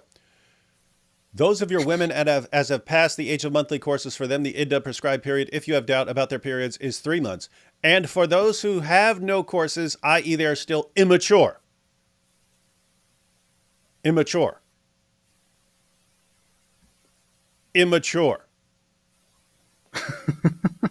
You're saying, oh, but as long as they're mature, no.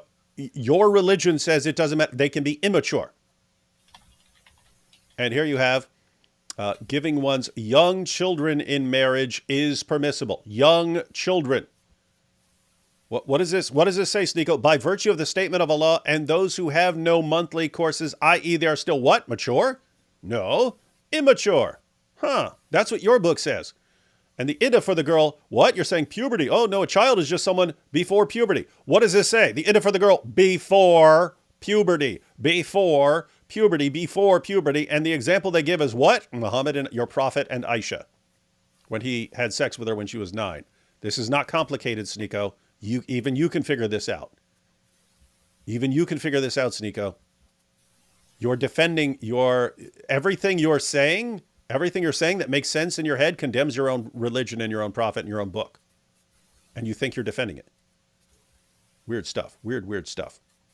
Weird. Plus, it's very funny that he responds that he doesn't want to lower the age of marriage. He just says whenever people are ready, they should get married. This is just, again, a very dumb response and a very fallacious response. And he just doesn't want an age of marriage. That's what or an age of consent. He wants it to be abolished and wants kids to be able to get married. That's it. Mm-hmm. So that they're and of course in the Muslim community, it's going to be decided by parents, and these parents are absorbing the ideas of Daniel Hakikachu and so on, and really creepy stuff. Demand anyone who wants to debate this topic to turn over their hard drives for inspection beforehand, and suddenly you'll see far less child sex advocates. Indeed, that's true.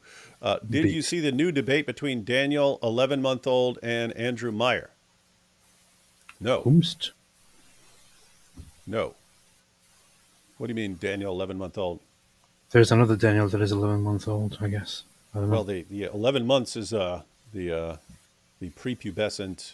That's where we actually have records of people entering precocious puberty as young as 11 months. But Andrew, What's with your sounds? You sound like you're underwater. Check. What? Okay, no, it sounds better. It's because you were turning away and talking to somebody else. Andrew Meyer, Daniel Hakikachu.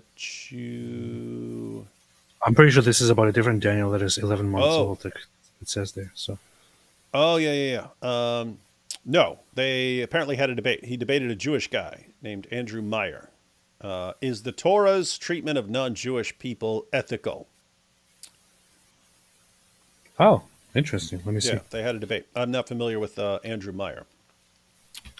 Andrew Meyer. But no, Japester did not see that.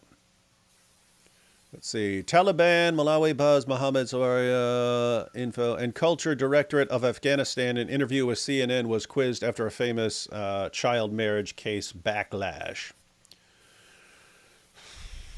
Guys, that's why everyone needs to stand their ground right now. You see what's going on. I can already imagine all the angels in heaven sounding their trumpets for the salvation of AP, the secret Christian. Beast. P.S. Are you wearing a blue hairband? It's throwing me off. Yes. It's called a yarmulke.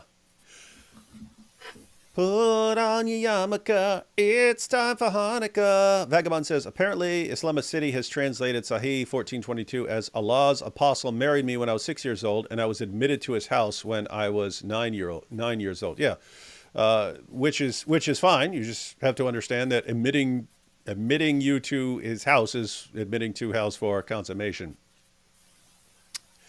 Islamic math defending child marriage reminds me of Steiner math. You got 33 and a third chance of beating me. Oh yeah, Steiner. We watched that clip once. You got a 33 and a third chance of beating me. But when you multiply that by the, remember that? That was classic. No. What a scumbag, man. I'm looking at the debate right now. It's Daniel Kikichu. He actually did this thing where he, again, brings completely unrelated and distorted things to the debate.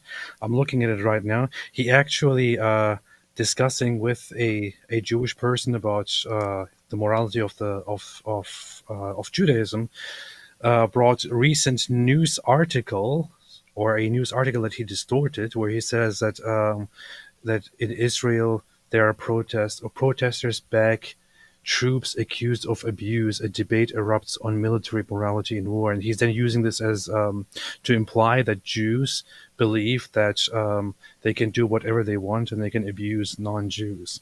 Because there recently was an incident where the Israeli army actually look. Here's the thing. There were reports that that allegedly the IDF committed acts of abuse against detained Palestinian, terrorists. So that got out there, and the IDF took action and detained, I think, 8 reservists who were accused of being part of abuse against the Palestinian detainees.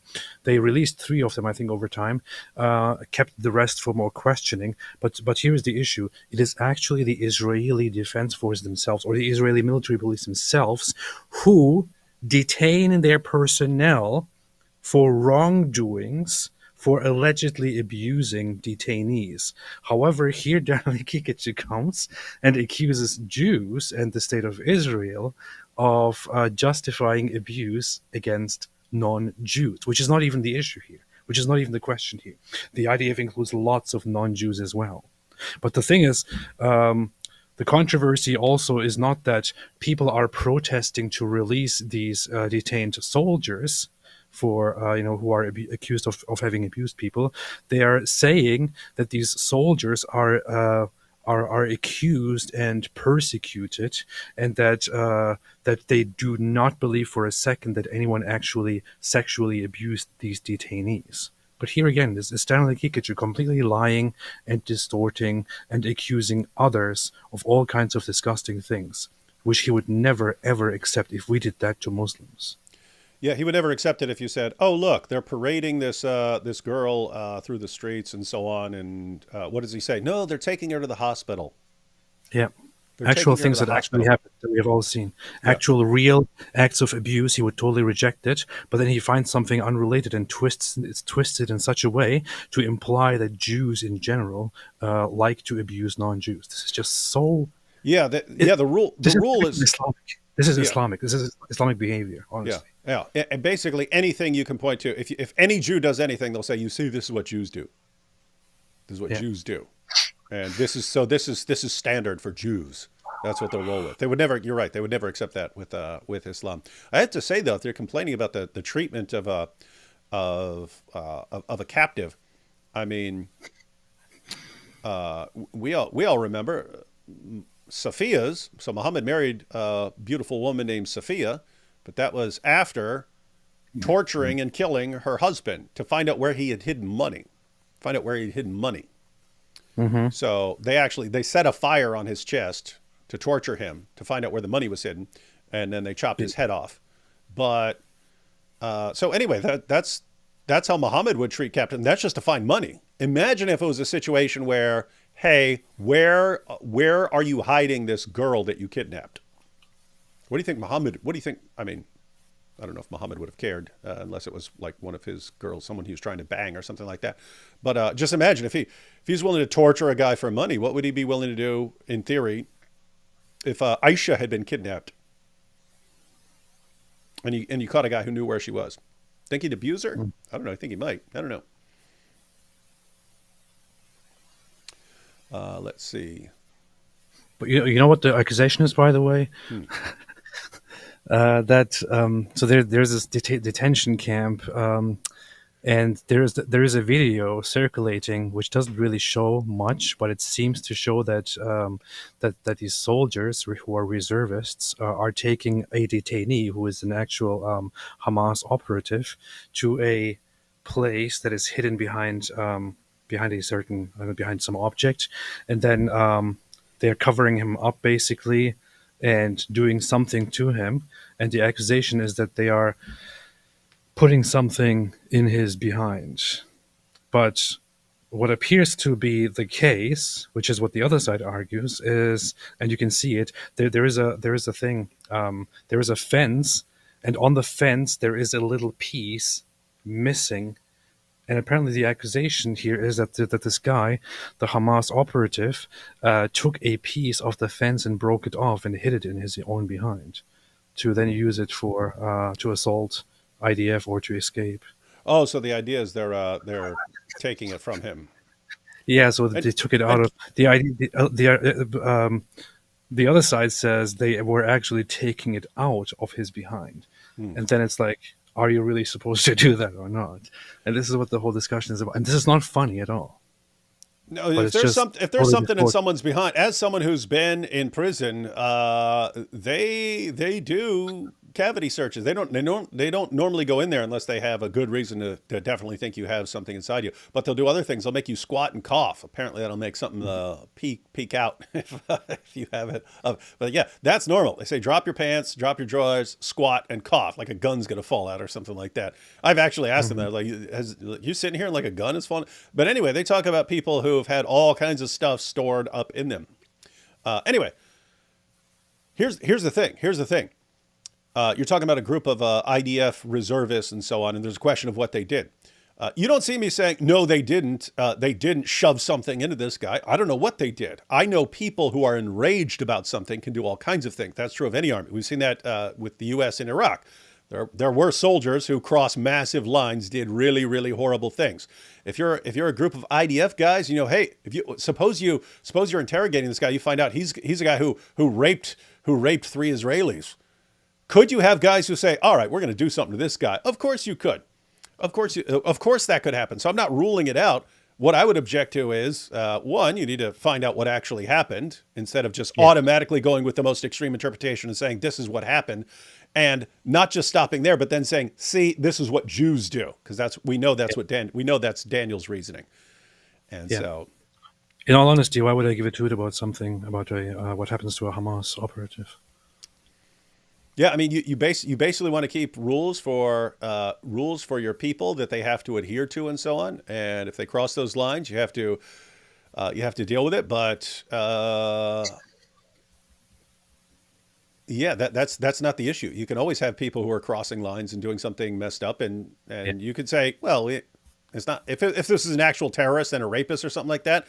Not a lot of people are going to be crying over it, whatever they did to him. You still want order in your military, and so you would want to make sure they're not doing that. But again, that's not the objection. One, Daniel will assume the absolute worst in every situation if it's from a Jew. He will assume the absolute best if it's from a Muslim. Oh, they're parading this girl's body through the streets. They must be bringing her to a hospital. And they've got a guy behind some shields over there. Oh, they must be gang raping him or something. That's what they do. That's what Hikikachu does. And then he will apply that to Jews again. He will apply that to Jews in general. This is what Jews do. You're dealing with like, I mean, he's such a despicable, evil, like absolute scumbag. I mean, the way he.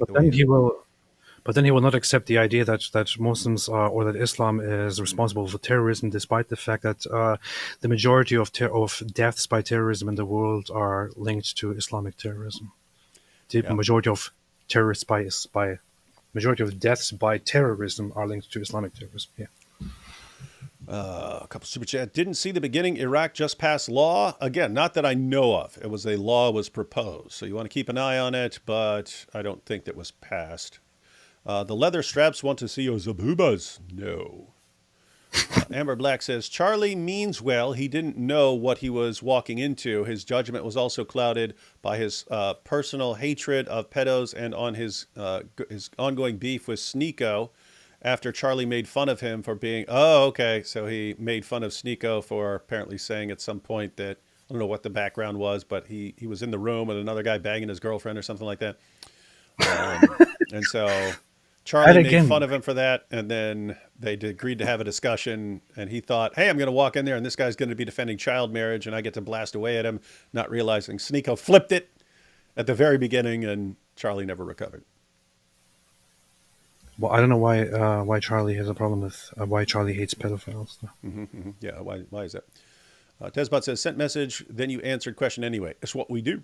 That's what we do. Yeah. What's the best way to learn about Muhammad's life chronologically? I want a good timeline of his life. That's not hard to find. Matter of fact, you can get a PDF of Robert Spencer's old book, The Truth About Muhammad. I think you could just find that online in PDF version, but he actually goes through a biography. You can get a Muslim biography. You just have to, they're going to water down some stuff. But you can get a basic rundown of Muhammad's life. Or if you actually want to go to the source itself, you can go to Ibn Ishaq's biography, the Sirah of Muhammad, and it's just a lot to read. It's a lot. Yeah, to it's read. a big book, but yeah, you have to go somewhere other than the normal sources like Bukhari and so on, because it's not arranged chronologically. So we feel your pain, bottled gaming, but yeah, pick what you want. If you want a book by a non-Muslim, go with Robert Spencer's Truth About Muhammad. If you want one by a Muslim, you can pick up a biography of Muhammad. Just be aware that they're going to be watering some stuff down. Beast. That is a crazy thumbnail. Yep.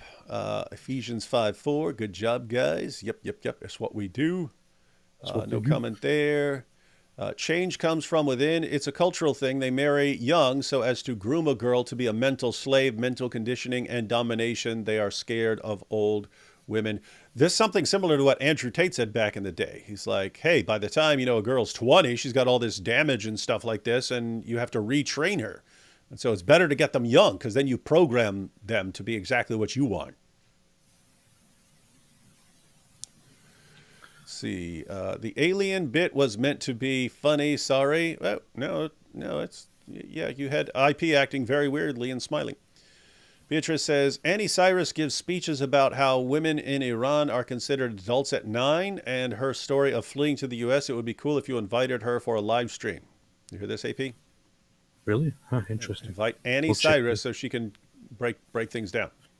That's funny. I had a chat. I messaged with her many years ago, probably like 5 years ago or so, and said, hey, we should have a conversation. And she was like, yeah, totally. I'm totally up for it.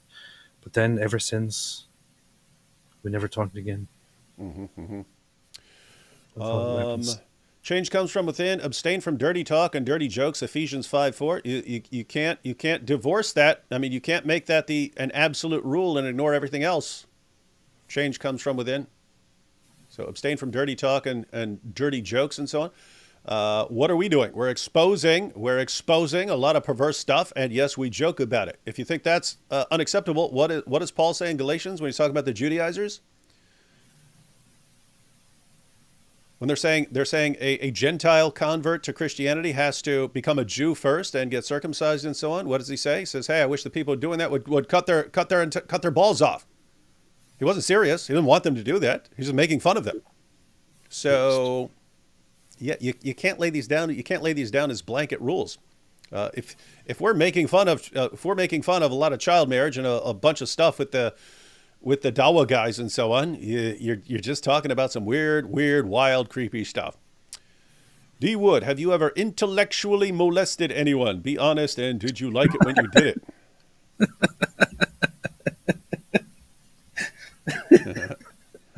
For those who don't get the joke, this is what Mohammed Hijab, you've been intellectually molested. That's how they talk. Hook Charlie up with IP's notes from the debate. Yeah, that should be. I just told IP recently. I said you should put your research together in a little book that everyone can have handy for situations when these guys are going to be debating, and they can have all the relevant information ready. Iraq trying to lower the age of marriage to 9, and Muslims in the country are protesting. Make it make sense. Their prophet married a 6-year-old. That's true. Learning more and changing is innovation. That's true. That's true. Mumu Joe says, I can't imagine any woman thinking a 10-year-old is mature. Muslim men, well, the animals, yes, it's a bit racist, but women, should I have told him, can you imagine yourself At 9 years old, this debate makes me so sad for the world. I'm officially broke. Yeah, this is super creepy, wild stuff. I have a long clip that's like 40 minutes from this debate, and we've only gotten through a few. What have we gotten through? Like 8 minutes of it, 8 or 10 minutes. So we're definitely not going to watch the entire thing. It's going to take too long. I do want to get to a little later in the section where Sneako really burns him up. I mean, burns him up. But it's something that people need to be ready for. You need to be ready. Someone for it. can legally drive. They should we've be able actually to. gone through 10 minutes. Oh, man, let's listen to the point right here where Charlie's saying that Sneako has pointed out that if someone is legally allowed to drive, they should be legally allowed to get married. Reach maturity. That makes much more logical That's sense. even more vague, though. But also, you directly It's vague did because say it's to me different for that everybody. when someone can legally drive, they should be able to legally marry. You did say that to me. Right. You When can somebody legally drive. somebody is legally ready to drive, the same thing. I think adults should drive cars. That's why I told you that. Yeah, but 15 and 16-year-olds can drive cars. You said when someone can legally drive Across the they world, should 15 legally and marry. 16-year-olds can have sex too. I think that people should you not see what's- operate. But see, you keep thinking that I'm saying this because I want the age to be lowered. That's not what I'm talking about at all. That's what wants it it comes gone. across as, He though. wants the When whole you thing. say Maybe that, with the you are- internet brain, because people in the West, they want to have sex all the time and they have a different sort of mindset. Right here in the Middle East, I'm in the Middle East right now. Here we go. They want to get married and then have sex. So people, just because I'm saying this does not mean automatically lower. No. That's not the case at all. I want to ask you then, because you're Look at how he keeps flipping it back. I want to ask you. Yeah, so guys, what Sneako will eventually flesh out, and we're going to have to skip most of it. What Sneako's position is that it should be a family decision. The father should decide with the daughter that she's going to get married. That's the system he wants in place. Why is it bad to simply? I'm not asking about whether it is bad or not to have sex before marriage, but I'm just curious about one thing. If it is okay to marry and then have sex with a 12-year-old, or he didn't say 12, 15, with a 15-year-old, for example, why is it bad to just have sex with the 15-year-old, putting completely aside the fact that you believe sex before marriage is wrong? Why would it be bad to have sex with a 15-year-old? He doesn't actually have a response to this. He doesn't actually think that it's wrong to have sex with a 15-year-old. He just acts like this is what the conversation is about. I don't actually think that Sneako knows what he's talking about. I don't think that he actually thinks this through. I don't think he actually understands the logic between what he's arguing and what he's saying in response to Moist's. Yeah, I think they gave him a script and told him to learn this script. Yeah. He says, I don't want to lower the age of marriage, but this is what you think about, because in the West, you just, everyone wants to just, have sex. Okay. What about in the Muslim world? Well, in the Muslim world, they marry and then have sex. So they also want to have sex. Mm-hmm. And you think they should be able to have sex when they are younger, just through marriage. So why are you saying you don't want to lower the age of marriage? It's just, none of this makes any sense. He's just going by a script and not understanding what he's actually saying. It's so dumb. Indeed. All right. So, yeah, they talk about this a lot. Let's fast forward. Wanted to get to one point where Sneako burnt this dude up. Let's see. Not sure exactly where it was. 18's an adult. No, you said, but listen, because you did. I heard you double up a couple I know times. what you're going to harp on here. No, yes. you did. I You get said it. you said 18's an adult, and then you said adults like you, because you think 25's an adult now. Because that's when you're. Why? So why is it? Let me ask you this. 18 Why is an adult. Why is it not 20? Why is it not 25? It's because that's not what was established. Like No, that's I'm asking just not what you was because established. you believe in personal beliefs. I believe in some. My morality comes from the Quran. No, it doesn't. You believe in personal beliefs. Why is it not 25? 25 is when the frontal. Sneako, your morality does not come from the Quran. Your morality, as you're describing it, is coming from a handful of dawah guys who've told you what to say. Yes. If your morality came from the Quran, you would not be saying that 12 is too young. And you wouldn't be saying Yes. that puberty is some sort of rule. And you wouldn't be saying Yes. that the question is maturity, because Yes. that's not what the Quran says. That's not what the Quran Yes. says. So, but anyway, Yes. I'm looking for this particular point. It is not this. I don't know where it was. Let's see. Yes. He lagged out. Hello? Hey, you back? Yep. Okay. I don't want to miss this line of questions. Are you good? Can you turn your camera on and off? Oh no, you're good. You're good. Okay. Wait. Okay. Yeah. Okay, you're good. If somebody can have, okay, do you believe that somebody can go through hormone therapy? Can they change their Here gender we go. if they're a child? Guys, this I'm bringing this out because everyone in the comments said Sneako burnt him up on this point. I would have to agree. Which means you all need to prepare for this, because every young Dawa fan is now prepared for this. If they're arguing against someone like Charlie here, this would not work with someone who has a different position. If you have the position that Charlie has, so he believes that it's okay to transition a boy to a girl, like even if he's young. I don't know if he says how young, but let's suppose you believe that a 9-year-old can transition from boy to girl, and so Sneako raises the objection. Hey, if a 9-year-old boy, again, this is not his, they don't say the ages, I don't think, but if you believe a kid can decide to transition from boy to girl, how do you then say that that same kid is not capable of making a decision about marriage or something like that? Yeah, it looks like this is just going into this. This is something that he could totally cook Charlie Brown on. Charlie gets cooked. Charlie gets cooked repeatedly on this. So we'll watch a little part of this. I think that's totally fine as long as everyone is consenting, as you agree with. Did you see that? Sneako asked him, you think a child can transition from boy to girl? Why would you think that's okay? And he says, as long as they're consenting. Interesting. So that's how he just got burned up. But let's go ahead and so notice Sneako just bust out laughing. My goodness, when Sneako cracks up laughing at your inconsistency. Sneako? Imagine getting destroyed by Sneako, man. And him laughing at your inconsistency. Oh my goodness, let's see. Okay, so as long as If everyone... your parents are okay with it and you are okay with it, I think that's... Sneako just spent the last 30 minutes arguing, hey, this should be a matter of kids can consent, and if you get parental consent and the kids consent, who are you to say no? Who's the government to step in there and say no? And Charlie saying, no, you got to go with the government. The government says this. The government says this. The government says it. And then you get down to, hey, what do you say about that? Oh, well, it's, as long as the parents and the kids consent, who are we to judge?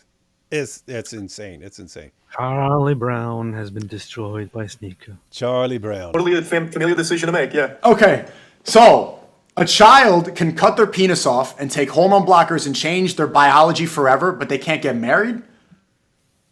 Oh, that's a decision that now extends beyond the family, because now you're bringing in a different party.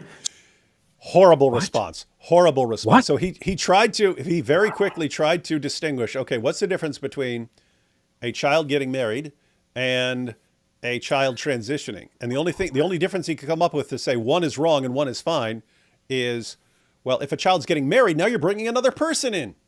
Okay, well, how does that have any relevance? Nothing. At all? And Sneako points out, wait, if your kid is transitioning, you're bringing other people in. You got the doctor, you've got the pharmacy that's giving them. You are bringing other people into this process. So Sneako just burns him up. I don't know. I mean, how's this guy popular? I mean, it's really stupid reasoning here, as far as I can tell. Well, the problem is, as far as I understand, he was a what is he, a gamer or something? This is the problem. So he's popular for being a gamer. I don't think he's popular for his opinions. Pretty sure he's popular for other things. Yeah, YouTuber, streamer, commentary videos, and live streams covering internet culture and video games. His content is mostly characterized by his monotonous voice, white shirt, deadpan comedic style, and long hair. Esports organization. Yeah, gaming and commentary on regular things. This is the problem with... It's kind of similar to when people look at celebrities who are popular because of their music, and then they ask, they give them what are a your platform views to on philosophy? talk about politics and things like that. These people are not popular because of their opinions. They're popular because they do different things that appeal to people that are not quite deep in this realm. Yeah. Yeah. And you have two people basically who are like that. And one is just manhandling the other. And let's let them said Sneako burn him up a little. I can't believe we're watching something where Sneako's burning a guy up, but I know. Hats off, Sneako, hats off. So if you have someone that's your age coming in saying, I want to marry that child, I don't think that can happen under any circumstance. So, no. But it's still a personal decision. You're still deciding. Because there's take the other party out of the equation. Decision It's a personal decision. If I'm 16 and I personally want to marry this girl, she's beautiful. She's 21 years old. Her family wants to do it. My family wants to do it. You're saying I can't do that. We're both consenting. I'm ready to go. I'm physically mature, but I'm not allowed to marry because Moy says that woman's a pedophile. But if then the next day I leave it, I'm depressed, I want to cut my penis off, I can go right into the clinic, snip it off, and start taking HRT like Chris Tyson. That's a society that makes sense to you? There you go. It is. I believe everyone has complete. Yep, I believe that. Look at Sneako smiling like, wow, I'm not used to this. I'm just crushing this deal. What is going on here? What's going on?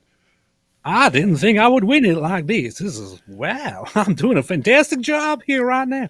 They're really moist. You really gave this one to Sneako, undoubtedly. I don't think anyone watched this and thought, wow, Moist made a very good point. Sneako is very bad, has no response. I think everyone could agree here that Sneako totally destroyed Moisty. Yeah. Yeah, he did. So, guys, this goes on for a little while like this. There's a link to the discussion on Sneako's Rumble channel. That's in the description box if you want to watch the full thing. But basically, this is all it is as far as I've seen. He's going to burn him up on this for a little while longer. He's going to call him out saying, wait a minute, there are other people involved in a transition, lots of other people. So you can't say other people involved are the criterion and so on. And the other thing that we that we don't have time to go through, the other sort of big issue is that Charlie keeps adopting various relativist positions on morality, and he's like, oh no, but that's your decision, that might vary from person to person, and then Sneako will jump all over him for that. Well, what if I decide this? What if I decide that? How is that anyone else's business? Government relativism, whatever your government says, that's what's right and wrong, and so on. And so it's just completely incoherent. But guys, if you're getting into a discussion on child marriage, this is what you need to be ready for. This is not difficult. Sneako is only doing a great job here because he's going into a situation where the person doesn't know where this is coming from, has no idea what the actual arguments are, and Sneako flipped the burden of proof over to him to defend 18 as some sort of line in the sand that shall not be crossed or something.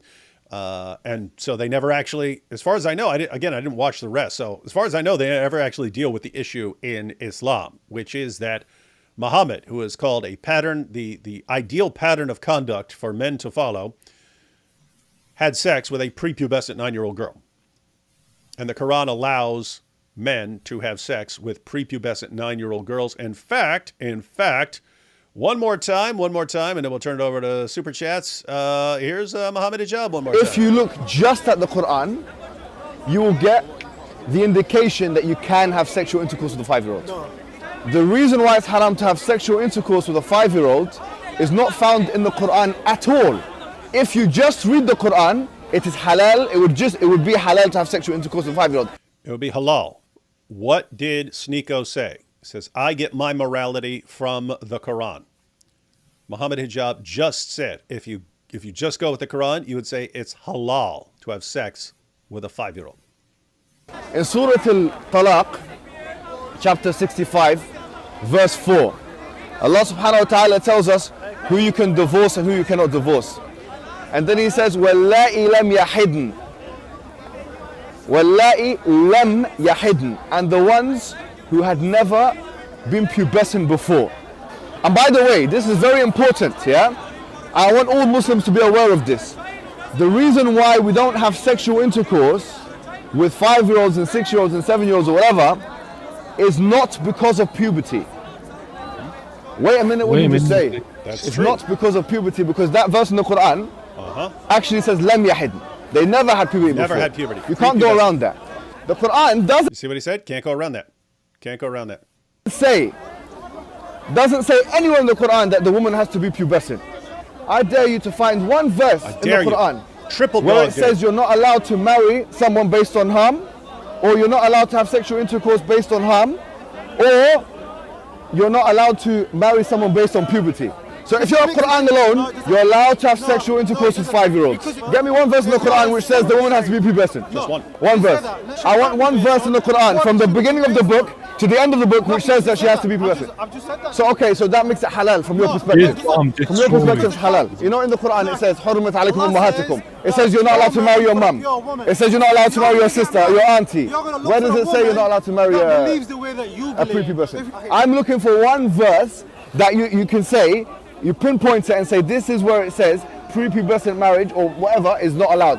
So if you're Quran alone, you're steered towards pedophilia, and a severe type of pedophilia, a wife abuse, a severe type of wife abuse.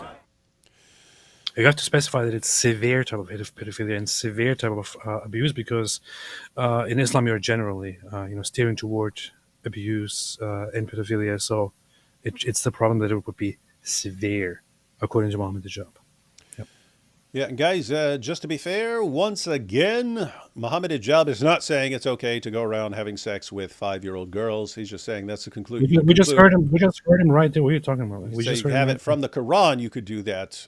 But you look at the hadith and see that Muhammad waited a little longer, so there must be something that you're waiting a little bit longer for. But he specifies it's not puberty. What you're waiting for is not puberty. Now, we know from the schools of Islamic jurisprudence what they were actually waiting for. You're waiting for the girl to at least be old enough to where you're not going to crush her if you climb on top of her. Like, she can't be so fragile that you're going to break her.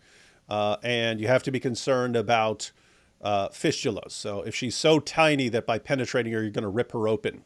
So anyway, when they say mature or to avoid harm, they're not talking about anything that you would think. They're not talking about what you would think of as mature. They're talking about what they mean. It's something completely different. And it's some pretty sick stuff. And Sneako still doesn't know what he's defending. He doesn't know, because when Sneako sits down for a discussion about Muhammad Hijab on child marriage, what does Hijab say? Oh, but a 16-year-old can be developed. It varies from person to person. The exact same stuff Sneako is saying now. They don't tell him. They don't tell him what he's actually defending as a Muslim, which is child marriage with a prepubescent little girl. They don't tell him that. He's going to find out. They're trying to ease him into that, but he's going to find out. Not sure why you're defending the guy. We clearly heard him on video saying that it's okay to marry a little child. No, he said what's the case is Allah says it's halal. It's halal according to Allah, but he worships actual hadith collectors and so on who want you to wait a little longer, or they want you to wait a little bit longer. Oh, so he takes the hadith collectors and scholars as deities besides Allah. Yep, he does. Guys, we're not joking. We're not joking about that. Muhammad said, if Allah tells you something that regarding halal and haram, and you listen to a man and you let the man overrule Allah, you're worshiping that man. Yeah. So Hijab admits basically that he worships men. Sneaky really wants to have them really young. What is wrong with this dude? How about love and waiting till they are really ready, sick? Well, Sneako says it's not for him. He's just, I guess he's just defending Islam here. Beatrice Sounds says, pretty good when you say that Muhammad Hijab worships men. Yeah, he does. Not according to me. According to his own prophet, he worships men. He looks forward to the days when it will be raining men. And he even said in that recent little clip, remember that? He told Sneako that believing Jesus is God is worse than men having sex with each other. It's crazy because he said this in a hotel room with Sneako. Can you imagine this? Hey, Sneako, some people think it's really bad, but it's not really bad. There are worse things like believing in Jesus. Think about it, Sneako. Lord. Ugh. We could have a very good time together, Sneako. Let me come sit on my lap and let me read you stories about Dihya al-Kalbi. Nasty stuff, man. This is gross stuff. Anyway, Beatrice says 1 year of hormones acting on you is not equal to 3 years of that, 6 years, 8 years, and 16 is twice as old, twice as experienced as a 9-year-old. This whole discussion is gross. Yes, especially when you realize like what they're actually after. If you had no clue what was going on here, and Sneako's just going, why 18? Why that? I mean, it's different in other countries. It's different. Why not 16 or 17? You'd think, okay, yeah, you're right. There's nothing like it's not some magical number or something like that. So you could actually when you find out it's actually he's becoming their poster boy to defend child marriage, so that they can ultimately get back to Muhammad's way of doing things, which is having sex with prepubescent little girls. This is evil, man. This is like sick, evil stuff. Imagine the Dawa war room. Like, all right, distribution of duties. We should make a video. Dawa war room. That should be a series, man. Sneako, you have been very, very, very good on the front of defending child marriage. You will be part of the child marriage team. Yeah, dude, we could have Shake Your Booty, and we could have the Dawa War. We could have an entire series called the Dawa War Room. That's just like every time they do something or use some new argument or something like this, we instantly make a video of the Dawa War Room about how they planned that. That's a good idea. That's funny. That's a good idea. Kasai says, when I was younger, I considered converting to Islam. I found you when doing more research on it, and you cut me off that path. Thank you for your work. Yes. Big mistake. Shame on you. That's what we do. That's what we do. And glad we could help. Change comes from within says, 12 is too young. Sneako just had an epiphany. And I'm going to point out that epiphany. I'm going to point that one out. That's going to be a separate video. First says, ex-Muslim hijabi who still lives in the closet. Oh, here you go. Ex-Muslim hijabi who still lives in the closet. I appreciate what y'all are doing here. Keep it up. Thank you. Thank you. You keep up being safe. You keep up being safe and try to get to a safer place if you can. Monologic says, I just want to thank both of you for standing up for what is right and moral, justice for the girls abused by the grooming gangs in Britain. Now, guys, keep in mind that's connected. All that stuff's connected. Them viewing girls as, think about the things we talked about earlier. Them viewing young girls as appropriate sex partners, combined with, remember we were talking about Sneako saying, but everything has to be in the context of marriage. No, you can capture girls. And they're thinking, we can't go out and capture them militarily, but we can capture these girls in our neighborhood. Of course we can. It's entirely justified in their heads. I would just like to point out that talking about grooming gangs and things like that, rape cases and grooming gangs in the UK, is a very sensitive topic and might cause backlash against Muslims in general. So. Always keeping that in mind. I think people should abstain from talking about grooming gangs and about immigration and rape gangs and things like that. Always take into consideration that this is a form of bigotry and possibly Islamophobic. You know what's funny is Apostate Aladdin is probably watching right now, going, "Wow, it's good to see that the Apostate Prophet is coming around to my way of thinking." That's exactly what we need to be doing. Isn't that wild? Love you, Brother David. Islam teaches pedophilia. Yeah, indisputably it does. Guys, so again, we went through the criteria, the psychological criteria for diagnosing someone with pedophilic disorder. Pedophilic disorder. Sexually attracted to or committing sexual acts with a prepubescent child. Check. Muhammad did that. Has to be older. So at least 5 years older. So at least 16 and at least 5 years older than the other person. Muhammad did that. What is that? If Muhammad were alive today, he would be diagnosed with pedophilic disorder. Mahmoud. see. Vagabond says Charlie is generally Charlie is a generally good dude. I get that. I get that vibe. That's the only thing I recall ever seeing from him. But he seems like a good. Doesn't seem. I'm not sitting there looking at him going, this guy's evil or something like that. What is he doing? He's trying to challenge Sneako on child marriage. Just wish he'd been better informed about what he's dealing with. But he doesn't have any idea of how Islam works. He doesn't focus on it in his content. Hey, Charlie.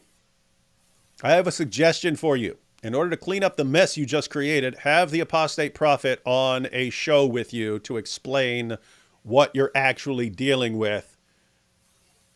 Have AP on there to actually go through what the Muslim sources say, and he can explain where Sneako's actually getting this from. And it's not just his friendly concerns about different. Hey, there are different ages of consent in different places in the world. Who are we to say? That's not the issue. They'll be pretty big. Yeah, so guys, why don't, like Vagabond or some of the rest of you, if you guys know where to contact Charlie, why don't you suggest having AP on a show with him to break some of this stuff down? Because that can't be the end of it.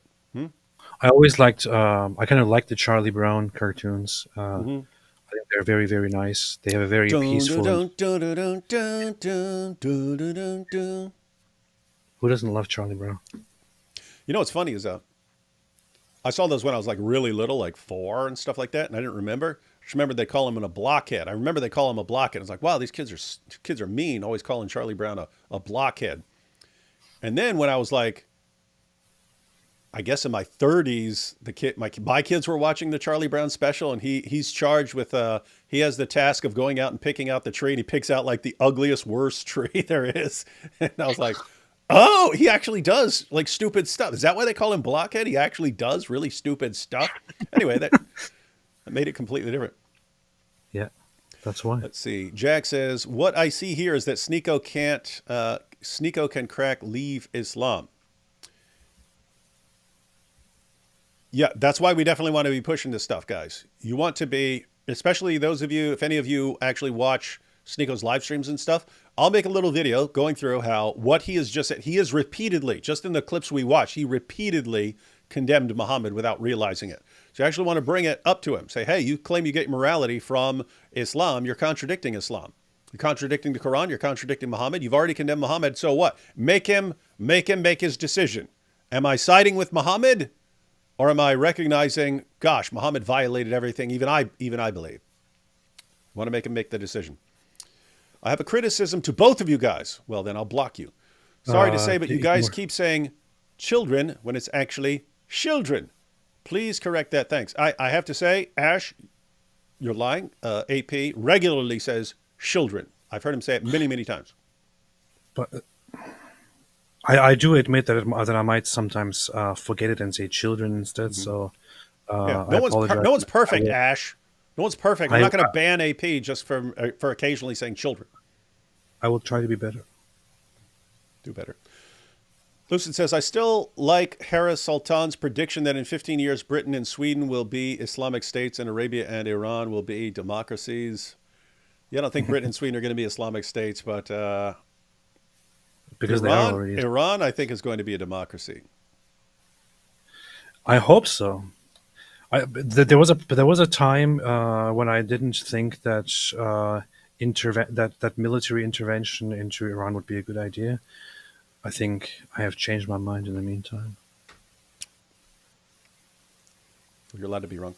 Justin Dune says, do women in Islam have to get to marry 6-year-old boys?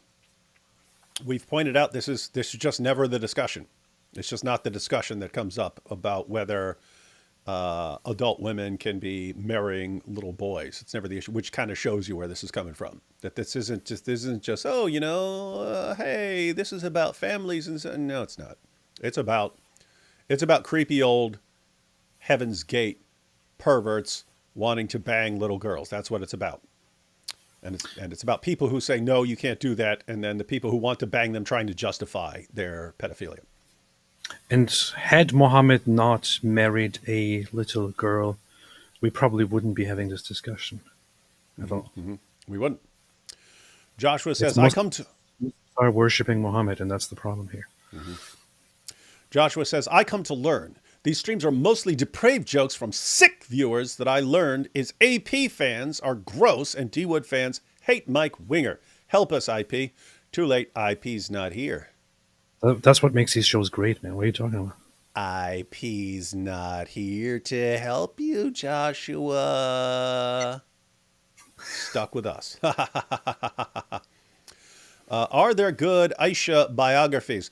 There are sources that will like write something just focusing on an individual. Like there's one about Fatima and so on. I'm assuming there's a biography somewhere about Aisha. I'm also entirely confident it will be the most whitewashed nonsense in the world. It'll all be about how it's like the most romantic story ever. But yeah, generally you go to the sources and you find all the hadiths about Aisha, and that'll give you the best you can get. What's up? It would be funny if there was a if there was a movie about the life of Aisha, accurately depicted. No, not accurately depicted. It would be very inappropriate, but in a way, to make it work somehow, it would be interesting to have. I mean, I'm just proposing it. I just think that people should know more about Islam. I'm all for more Islamic content, and I encourage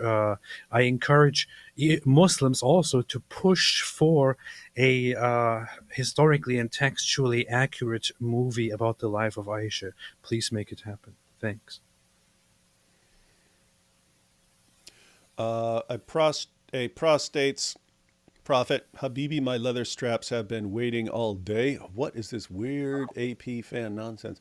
Bottled Gaming says, so you want me to look up a PDF file about a pedophile in a stream about pedophilia. This is what it's like researching Islam pedoception.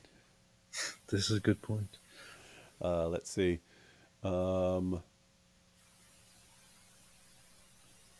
Beast. Let's see. That one Jewish girl says, not going to lie, the Abu Ubaidah face reveal is sexy.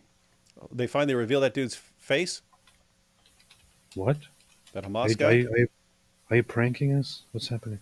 I know that people were saying Abu Ubaidah is missing. He hasn't said anything in a while. Oh, no. I'm seeing the Times of Israel says IDF claims to reveal identity of Hamas's military spokesman Abu Ubaidah. Really? Yep, he sure is dreamy. I didn't see it. Where is it? Well, if you just type in Abu Ubaidah, this pops up as, what's the article? Times of Israel. How long ago is this? Oh, no, that's 2023. It's October 2023. No, it's probably not true. So we've known how hot that guy is for a little while. Not as hot as Deha Al-Kalbi, but still pretty handsome dude. I know that he's very, very desirable, and all the women in the who support Palestine want to. I lust after Abu Ubaidah all the time, but it's still we still don't know what he actually looks like. Let's see. Change comes from within says, no, I mean in principle. Oh, I think this is about the Ephesians thing earlier. No, I mean in principle, and your followers have some sick things to say. Yes, they do. You should expose. Good jobs, guys. Yes. Beast. Followers do say some sick stuff, like this guy's a prostate's prophet. Sneako learning the ways of Daniel Papikachu. Yeah, that's the concern. You have Daniel Hakikachu and Muhammad Hijab and Ali Dawa, and they formulated their responses over a time, but now they're feeding those their responses to a younger generation who's going out with a different crowd, and they're going to spout this nonsense to a bunch of other people. And so you just have to be relentless. They are relentless in spreading evil, sick, depraved, idiotic nonsense, and so we have to be relentless in responding to it. Cam says, in the Middle East, they want to have sex with beardless men. Wife, gay friend was told to grow a beard because of the men there. Watch out, Sneako. Yeah, Sneako doesn't have a beard. Sneako would have a problem over there. Oh. That's why they start telling him stories about Deha. Yo, AP, how'd you like my video? I'm posting another next week about how Muslim women enable the abuse of non-Muslim women by Muslim men. Yeah, that one Jewish girl, I clicked on your channel and it was a 30-minute video, which means that would have to be saved till a time when I have a 30-minute section to watch a video. Long story short, I did not watch it because I did not have enough time to watch it when I saw that it was a 30-minute video. Oh, you I, actually show your I, face. I still will check it out. It's just going to have to be when I'm not. It's going to have to be like when I'm doing something where I have 30 minutes to spare. Same. I haven't watched it yet. That one Jewish girl. I have to watch it. We I'll will put it check on it my out watch. because And then never- we do want people making content. We do, and we want to help people as much as possible. I will put it on my watch later list and then never get back to it ever again. That's what he does. Yeah. Just I'll watch it. I'd like to see Sneako try to debate the greatest Christian scholarly at and apologize. Mike Winger, why are you stuttering, Sneako? Alhamdulillah. Yeah. Can you imagine? Can you imagine if Sneako tried to debate Mike Winger on this stuff? And Sneako's like, explain this, and Mike Winger's like, well, I can't. I don't even know. I can't think of an episode of Star Trek that addressed this. I don't know what to do. It would be embarrassing. It'd be way worse. Be way worse than the Moist Critical thing. Well, I think Mike Winger is kind of like the end boss in terms of opponents, in terms of finding a proper opponent for a debate. And I would say that first you would have to get past IP. I would say IP comes right before Mike Winger. He would probably have to get past me, then you, then IP. Eventually, Mike Winger. If anybody can debate and actually defeat Mike Winger in a debate, that would mean a lot. Yeah, guys. AP is clearly joking here. Mike Winger would probably end up just agreeing with Sneako, and like after like 2 minutes. Well, that's a great point. You've really given me something to think about, Sneako. All right, I can't condemn anything. Something like that. Shameful and embarrassing. Shameful and embarrassing.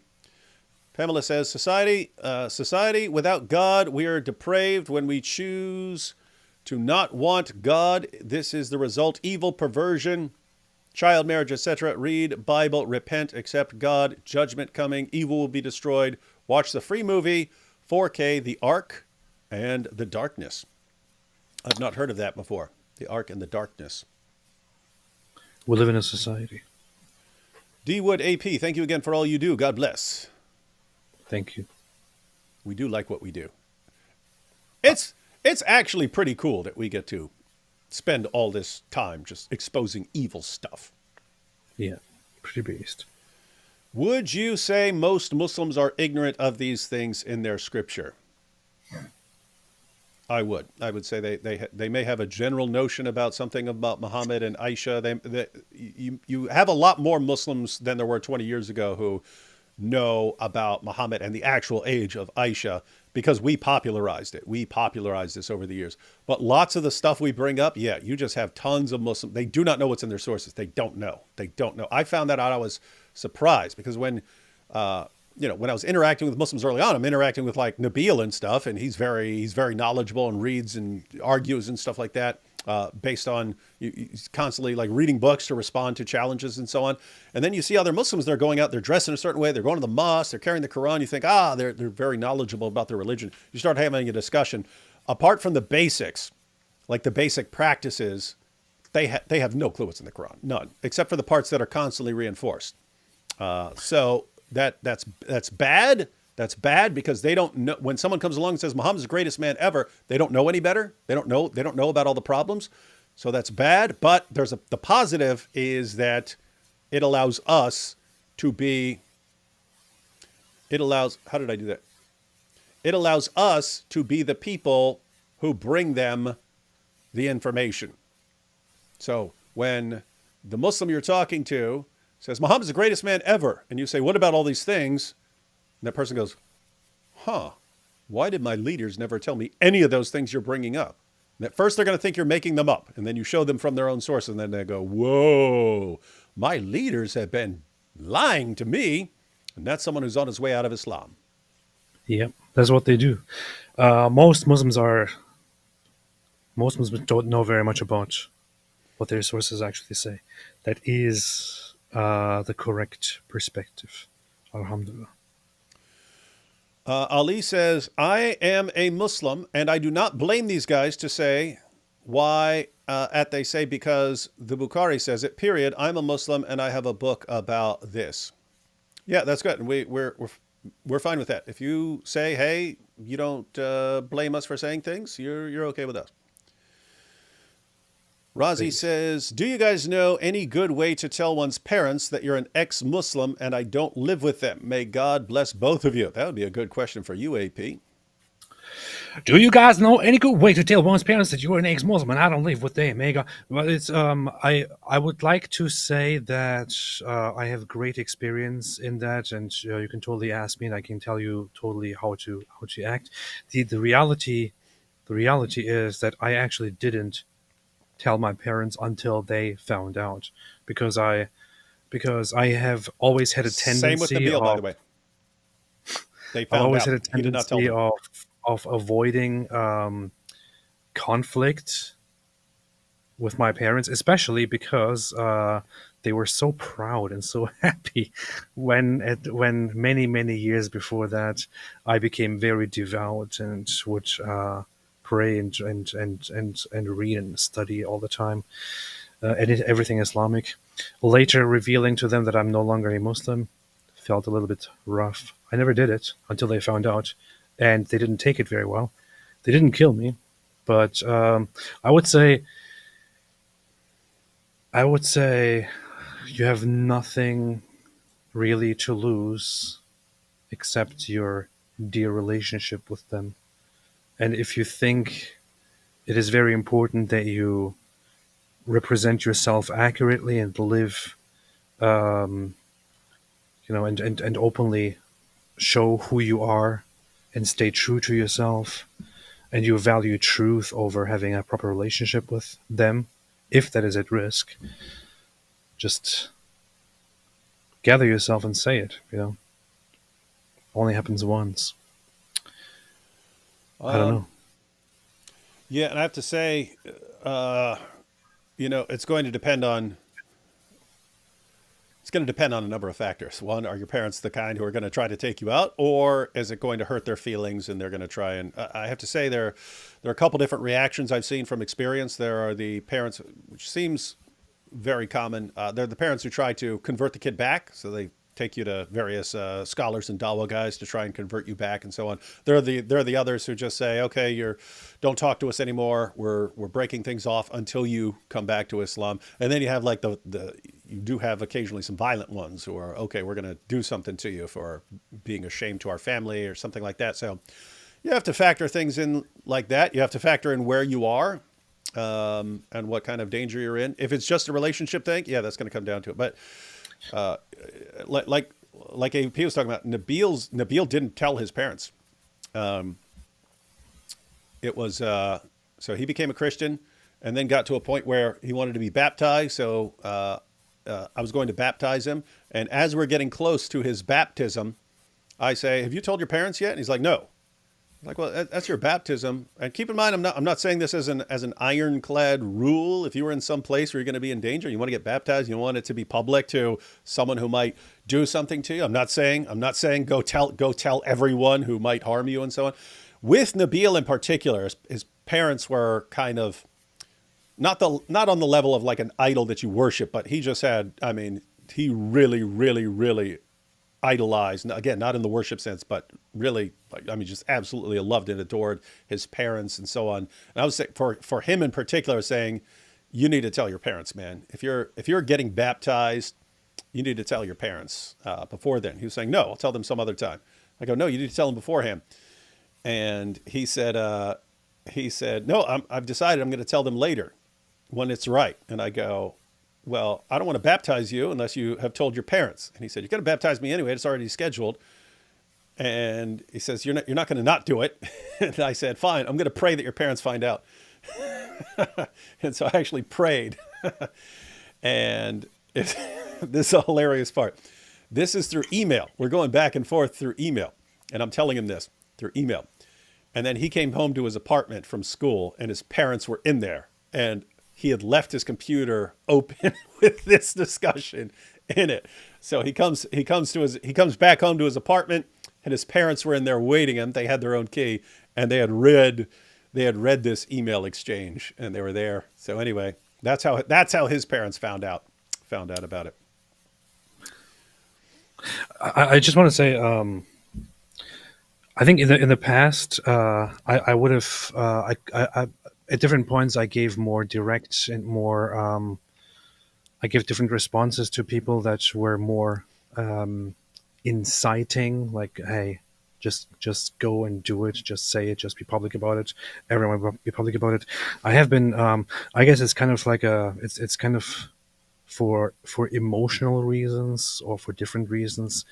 I feel a little bit unsure about what to say when people ask, because when people ask, there is an amount of responsibility in the answer that you give here can influence other people to make that decision. And I know for a fact that in a lot of people's lives, unfortunately, because of the cancer that Islam is, in a lot of people's life, it can be devastating, it can be depressing, it can be harmful on different levels. I personally know very well. It really, for many years, it caused so much suffering to me personally on an emotional level, for my parents to find out that I'm an ex-Muslim. It really severely harmed my relationship with them and relationships that I had from very early ages with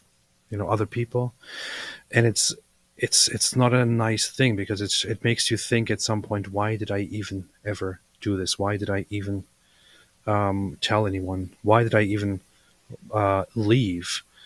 And it can be really, really difficult. And the emotional aspect aside, I've communicated with and know of people who went through much more than just that, whose lives were in danger, who had to switch countries and hide because people were coming to harm them. So it really depends on where you are and what your relationship with your parents is, how your parents are, who they are, how they would react to this. It's very much a decision that I think I am not personally in a place to give to everyone online. Yeah, so I would agree with what AP is saying. As I pointed out, that it's going to depend on the situation. If you are in a position where you're not going to die, and guys, for those of you who are watching and aren't familiar with it, if you're a Muslim and you really love your parents and you're about to give your Muslim parents the most painful, devastating news they could ever hear, that their child no longer believes in Islam, that's not as easy a decision as lots of people are familiar. You don't want to break your parents' heart if you love them. So that's why it's difficult. But at the same time, you don't want to keep them in the dark the entire time. And if you have recognized that Islam is bad for the world, you probably don't want to just continue pretending to be a Muslim and so on. So these are very, very difficult situations. I would say if you're to a point where you want to tell your parents, I would probably send them a message or something. And if you wanted to initiate it and you're in a place where you're not going to be killed over it or something, probably just say, hey, Mom and Dad, quick question. Suppose you had a child who didn't believe in Islam anymore. Would you still love him? Something like that. Might want to start up. Think about how you phrase it and see what they respond. Because hopefully that puts it in their minds like, wait a minute, aren't we supposed to love our child anyway? And keep in mind, you have Muslim sources that say no. Hopefully this is a situation where they're better parents than their religion calls them to be.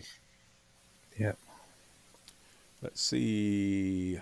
Is there a hadith or Quran verse about the Bakabazi, or is it a cultural thing that's isolated in Afghanistan, Pakistan, etc.?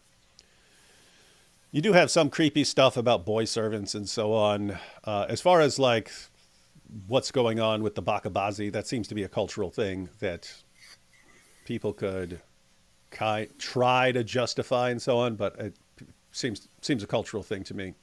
What do you think, AP? Any thoughts on that, AP? No. Okay. If Creepy was an Olympic event, who would win the gold? Daniel, Sneako, or Candace Owens? Go with Daniel. Daniel, definitely. Yeah, Daniel. Daniel would win any creepy contest against anyone in any Olympics. D Wood, there was a long time when you didn't mock Mike Winger. So my question is, what happened? Well, I realized that he is the worst person in the world and a huge nerd. I don't know how else I can make it any clearer. Divine Mercy says, AP, did you see Harris Sultan's new video on Apostate Aladdin? I saw that he posted one. I didn't watch the video. You want to kind of ignore this stuff. I think we should actually go through it and respond because, no, seriously, you are going to have people who are trying to divide up the ex-Muslim community, and that is a community that does not need to be divided up by people saying, no, The thing is, I'm laughing about it because because so at first I heard that apparently Apostate Aladdin and Harris Sultan had a discussion and it kind of derailed and turned into a fight. And what happened was apparently, I know for a fact that Harris Sultan really, really didn't like Aladdin. And Aladdin. after Aladdin attacked me, that became even more obvious. And I was in touch with Harris, but Harris was kind of wanting to give it a chance and have a conversation with him. So he was invited by Aladdin and went over. That's pretty cool. That's pretty cool. They had a discussion and had a conversation. But I didn't watch the conversation. I only watched bits of it. But it was just Aladdin acting all righteous and self-righteous and judging and all that. And at some point, he started like blurting out and calling us idiots for saying take off your stupid mask and things like that. And then I guess after Aladdin did that, Harris just allowed himself to completely go off it. And then how are we not watching? We should go through this tomorrow during your live stream. We should. I watched his response. He made a 15-minute video summarizing, breaking down what happened, and I watched it. And the thing is, I was watching it in the morning, and as I watched it, there was a part that I just completely lost it so much that I started losing my breath and getting dizzy. That's how I was caught off guard by Harris's description of Aladdin. I think he was talking to, during the live stream, and he was saying, "You are talking out of your behind." In fact, I can't even tell because you have a mask on. I don't know where the voice is coming from. That's funny. Things like that. It's just that's funny because really, Harris a pretty nice guy. So it would be funny if he's. That's the thing. I want to say. I mean, I can say this that Harris has been nothing but nice to other ex-Muslims. He has been nothing but helpful, nothing but willing to help other ex-Muslims. That's how I know him. I have been nothing but nice to other ex-Muslims. We have always been very, very open to help anyone who is out there, who is doing this, who is speaking about stuff like this. Even when both of us didn't like Aladdin at all, we still helped him because we thought, we should just help other ex-Muslims, even if we think they're pathetic losers and all that. And I even helped Aladdin despite him talking trash about me, despite people telling me, don't trust that guy, he's a weasel. And despite people telling me that he's talking trash about me and complaining about me privately all the time, I still thought, okay, fine, I don't care. I'll just help to amplify different ex-Muslim voices. But here he is now, non-stop attacking me, attacking Harris Sultan, attacking others. This is the kind of person that we're dealing with. Yeah. And I wish, and I think at this point, it was a mistake for me to ignore the red flags and to help a person like this, because I basically helped elevate this guy. And he's just nothing but a scumbag who likes to, exploit the audience that he has, and likes to use us for clickbait, and then exploit the ex-Muslim audience that he builds around himself. Yeah. Yes. I think maybe I need to make a response video. Yeah. Again, we can go. You could set up a live stream where we go through Harris's clip, and could even tell Harris. I don't know what their schedules are and stuff. Could even tell Harris and Apostate Al-Din, welcome to join us. Welcome to join us and have a discussion about this. But yeah, I'm like you. I don't. It doesn't bother me if someone doesn't like me, as long as they're doing good stuff. I'm happy to help them as much as I can. But yeah, it's a different.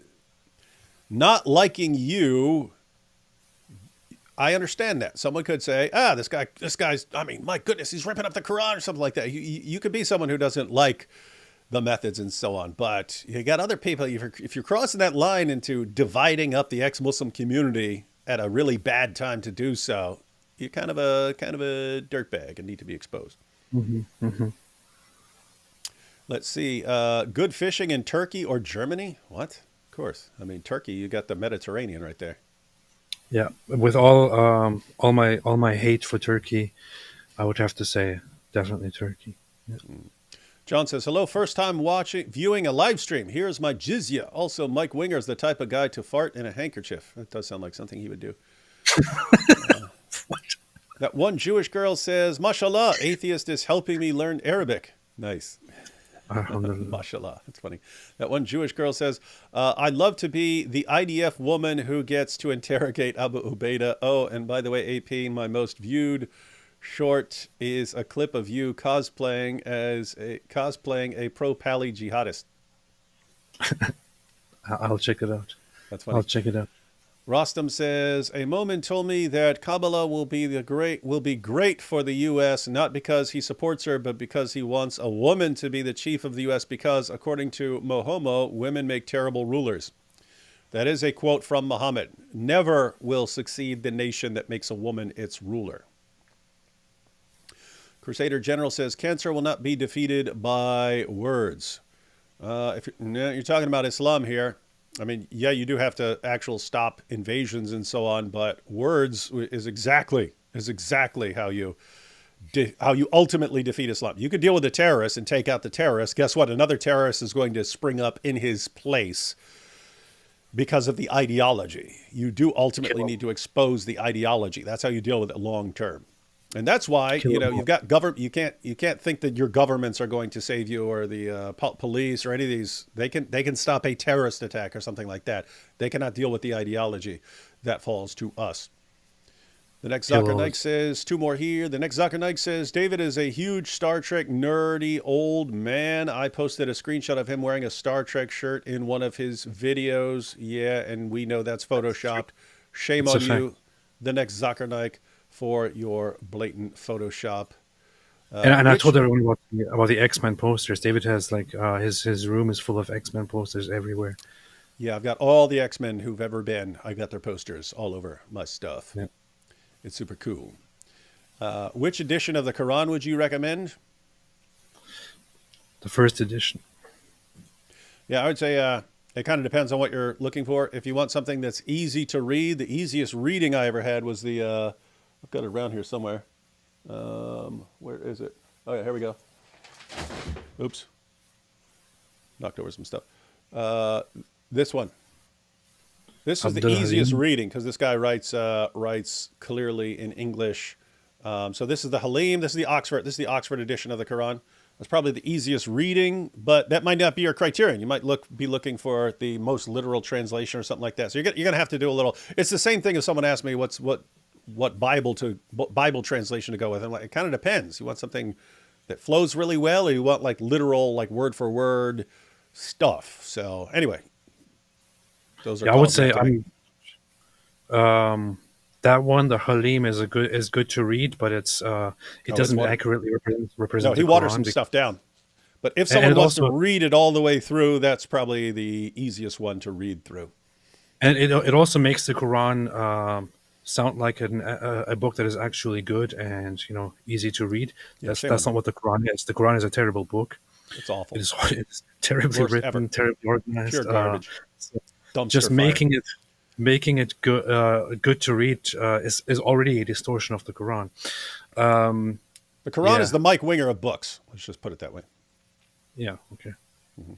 fair enough. Solaria says, greetings, friend. Glad to catch you even the last of this. I truly hope the apostate community is able to properly organize, clean up, and stay strong. The reason I was talking about that is I've said repeatedly in live streams, AP, that as people feel like they're under attack, the tendency is to join a group, but those groups will then take on a different dynamic because now you're not joining a group because you like being in a group or for fun or something like that. You're joining it for protection because you feel like you're always being attacked. And once you join a group for your protection that's protecting you from something else, the tendency is for that entire group to move further and further away and become more radically different from those other groups and so on. And another tendency is you no longer tolerate differences of view. You divide over a difference of view because you're in aggressive mode. Someone says something you disagree with, you pounce on them and divide up the group. And so that's what everyone's going to be going through right now. Everyone's going to be attacking in every direction and sticking with their group, but the groups themselves are going to be dividing up over differences and so on. And it's not a time for the ex-Muslim community to be divided up because a freaking walking clown emoji and a mask says, well, I don't like the way the Apostate Prophet does things. And my preferences are what the entire ex-Muslim community needs to rally around. My personal preferences, that's how things should work. You're a freaking narcissist, dude. Give it up. I just don't think that there is such a thing as an ex-Muslim community, and never should be. It totally defeats the purpose of it. And it You creates... should be your own group. It specifically creates this thing where It should be your own religion. where ex-Muslim idiots who are completely out of touch with how Muslims actually live. This is the thing. Look, I have never, ever, never gotten a response from ex-Muslims who are living in the Muslim world, who said to me that kind of garbage stuff that Aladdin says, for example. That I hear only from objections like Aladdin's objections. I only hear such things from certain ex-Muslims who grew up in the West, who are very, very much leftist, very much aligned with the whole new atheist movement, and who don't actually live under Islam and around Islam, who don't actually experience Islam all the time. I've never, ever heard such objections from these snowflakes from people who actually live in the Muslim world. From those, I have heard nothing except thanks and praise. Or wanting us to dial it up even more. Yeah, yes. So why in the world would I care about this little baby? Man. That one Jewish girl says Star Wars is better than Star Trek. They're both extremely nerdy. Mike Winger, the type of guy to unironically preach to the arachnids from Starship Troopers, and we know what happens next. Sadly, I don't know. But I'm guessing it doesn't go well. Authentic for debunking. Oh, okay. Authentic. That was a question about the Quran. Best for debunking. Yeah, Pickthall, but it's kind of written in Old English, but it's pretty darn accurate on the translation. Yeah, I'd keep a couple. Yusuf Ali, just because it's really common in English. Hilali Khan. Both the Yusuf Ali and the Hilali Khan add lots of parenthetical commentary to try and make things clearer or to try and steer people into certain interpretations. But just have a couple... Figure out the passages you want to examine and just have a couple of Qurans so you can kind of compare and contrast and get the gist of it. I would not recommend Hilali Khan and Shakira. Like Shakira is a different thing. Like for music, maybe, I don't know. I like the Quran Shakira. translation. But the Quran translation of Shakira is terrible. I would not recommend it at all. It's probably the second easiest reading after the Halim version. The Shakira one? Yeah. It's easier reading than like Yusuf Ali or Hilali Khan. It's way easier to read. Shakir? Are you drunk? He's a way better writer. Did you answer my fishing super chat? Yes, we said Turkey has good fishing because it's right there at the Mediterranean. Yes. Green Piece of Mind. Daniel Pikachu is like Scooby-Doo villain who later unzips his skin costume to reveal Boom Boom Room Muhammad. That'd be funny. We could have a situation like that. In fact, we kind of did that in an episode of Muhammad's Boom Boom Room where Moses was stoning Muhammad to death, but he actually revealed that he's actually Socrates at some point. Sarah says, so what would be a Quran that accurately represents the Arabic and English, disregarding flow or ease of access? I don't know. I like Pickthall. Arbery. Oh, I you're would say talking about Arbery. non-Muslims. Yeah, you're saying non-Muslim translations. Arbery is known to be an extremely literal Quran translation, which will try to really word for word tell you what the verse says. Mm-hmm. But it also, if you're going for that, it also makes it a little bit difficult to read. Yeah. Yeah. Yeah, so grab an Arbery and a Pickthall and then compare and contrast the translations. You should be good. Cars in Depth say, AP, do you like halva? My favorite flavor, pistachio. True fact, Ashkenazi Jews introduced halva to America. Proof that they're Middle Eastern. I do actually. I don't eat it anymore. Used to eat it a lot. I used to eat it during my military service in Turkey when I didn't like the food. It was disgusting. So I would just take a bunch of halva into my pockets and eat that. You were never in the military. Come on. I know. I'm just making it up. It sounds tough, though. It's good. Yeah. Back when I was a Navy SEAL, ladies and gentlemen, I ate that halva crap, too. And finally, Banana Extra Jizya Ayatollah Khomeini's ghost censored my last super chat. Shame. How many Shame. tragedies till the West will awaken to the barbarism of Islam? Well, I think we are at the time when people are awakening, ladies and gentlemen. So I said it before, say it again. As depressing as things can be, these are actually good times for exposing Islam. People are waking up. Dude, anytime I post anything now, anywhere on Twitter, it's all these new people who are finding out about it. It's really interesting. In other words, not talking to the same people who have realized the problem in the past and have been paying attention for years. Now it's like new people who are figuring out that there's a problem. So these are good times, despite AP's constant, relentless pessimism. And finally, Killing Me Softly with her Ram songs, killing me softly. All right, ladies and gentlemen, we're cutting out now, and we're going to be back tomorrow, right? What? Wait, who was that in the comments? Because I mentioned Shakira earlier. People were saying hips don't lie. Somebody said straps don't lie. People are funny. We have here, Celeria, while we're at it, your opinion on the Osmani Quran. Oh, I'm not familiar with it. What? Osmani Quran? TT Osmani Quran? Not familiar with it. All right, so we're going to be back on your channel tomorrow, right? Yes. Discussing dope stuff. All right, ladies and gentlemen, we'll be back on AP's channel tomorrow discussing dope stuff that will blow your mind. In the meantime, guys, learn the arguments that the Dawa guys are using to dupe people into not taking a stand against child marriage. Learn their arguments, learn their responses, and await further instructions.